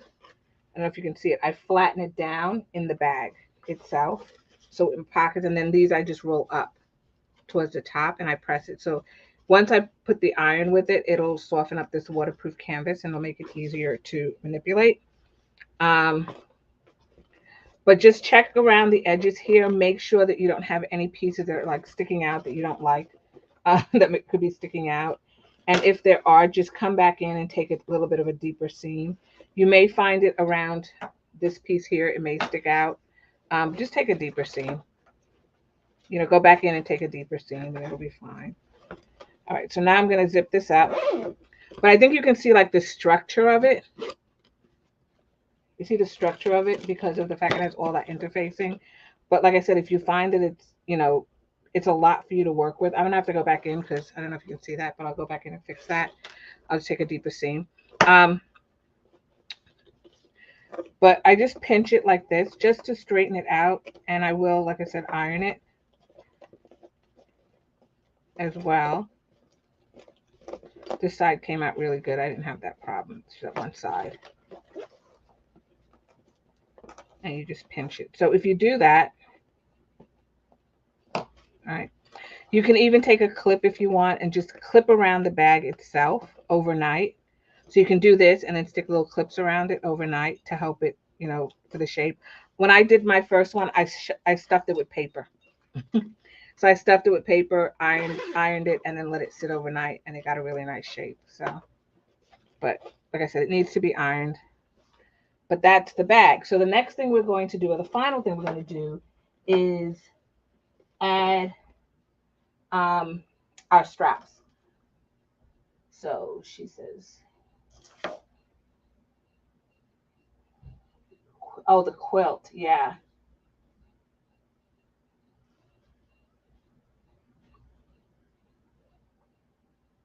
Yeah, quilting takes a lot. So you're actually using a lot of stitches. Like I guess if you're making a lot of bags, but quilts take a lot of stitches. So I can understand why you would change your needles that often. And then of course the free motion aspect of it, because a lot of going up and down, up and down, up and down, especially with the batting and everything like that. So the next thing we're going to do, thank you, Jocelyn. I think that was for me. I'm going to take it as being for me, that it's perfect. So the next thing we're going to do is we're going to grab our strap. So I have my strap right here. And we did this yesterday. And I have you make a mark, on the back side of the strap. So I have you come in just to make sure that you're getting it even on both sides. So I tell you to come in and make a mark on one side. This is a Frisian pen, by the way, and a mark on the other side. So that when you put it through the loop and you fold it up, you're doing it at the same amount on each side. I hope you saw that. Right? So I give you measurements and I tell you, put a mark, and then that way you're going to fold it like this to the mark. And you're going to do it on both sides, and that way you're folding it even. So you're going to put this into your strap like that, fold it to the mark that you made, and you're going to place a clip on either side. Now I sew the strap on with it facing up because I can see it. If you sew it this way, you can't see what you're stitching this way. And the first stitch line goes right over that. Remember that 1/4 inch stitch line on your strap? That's where your first stitch line goes. So once you've measured this and you've marked your mark on either side, you can then do the same with the other side. You're going to fold it to that mark line, right? And that's the reason I have you make the line so that they end up in the same spot. If you want, you can eyeball it. I also have you make the mark to make sure that you stay away from your hardware. So when your presser foot goes down, it's not close to your hardware. Okay, so I'm going to clip this. I'm going to stitch 2 rows of stitches. So I'm going to stitch 1 row of stitch where it's on the 1/4 inch line, and then I'm going to do one on the 1/8 inch line. And I'm going to do that for both of my straps. Double check, don't do what I did, double check and make sure your strap is not twisted. So mine was twisted, so I untwisted it. And we're going to turn this around. Like I said, I'm stitching it from the underside, so I'm stitching it from this side here. And I'm going to stitch across at the 1/4 inch, so it should go exactly on this line that we did before, the duplicate line. And then I'm going to do a 1/4 inch, and I'm going to do that on both. If you have a rivet press, you can absolutely put a rivet in it if you don't want to stitch it. So I'm going to go back to the sewing machine, and I'm going to sew those 2 rows of stitches.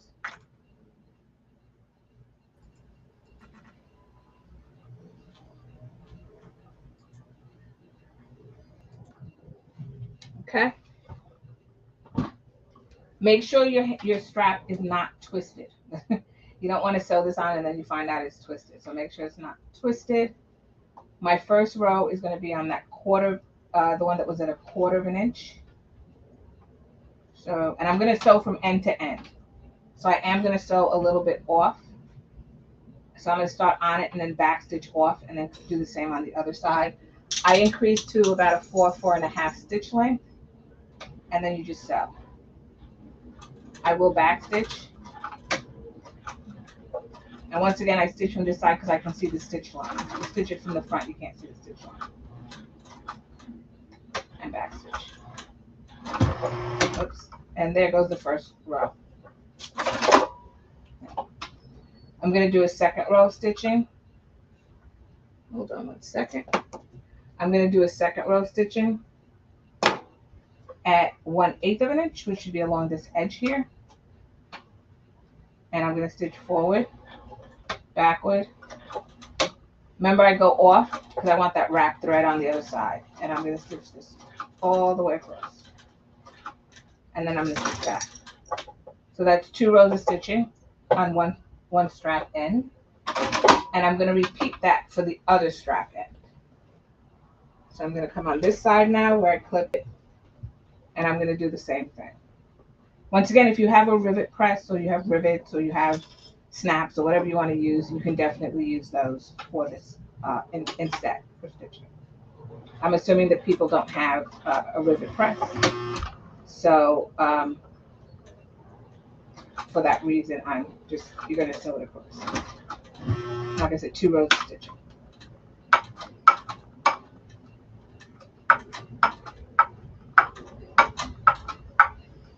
My sewing machine's just a little tired tonight. Okay. So that's a 1/4 inch, and I'm going to sew one at an 1/8 inch. And I do back, like I said, I do back stitch off of the edge because I want to get a little wrap on that edge stitch.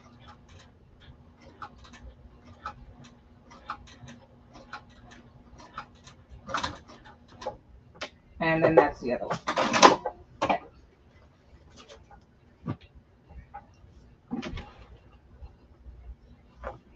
Nancy said she used rivets. Whenever I say rivet, I have to try not to say rivet like a frog. So I think to myself, rivet, I think like a frog. So that's it. That's the inside of your bag with your 2 slip pockets. It zips closed. Like I said, give it a good press. Yours, when you do the measurements, should be perfect. I know for a fact on my top that I flipped around my phone. So I know that mine at the top is not perfect. But I truly believe a bag can be used. It doesn't matter. A bag can be used. You put a couple of things in it, and a bag can be used to carry something, right? I can stick my lunch in this bag. If somebody else thinks it's ugly, I don't care because I use a square container for my lunch. So I can stick a lunch, an apple, whatever. But that is your bag, and you can pick the front or the back, whichever one you like. So thank you guys for hanging out with me tonight. I really appreciated the company while I sewed. Tomorrow night we will be doing our drawing for our free fabric. So hope everybody got their pictures in the group. You took a picture of the box or something that you did, finished bag or whatever.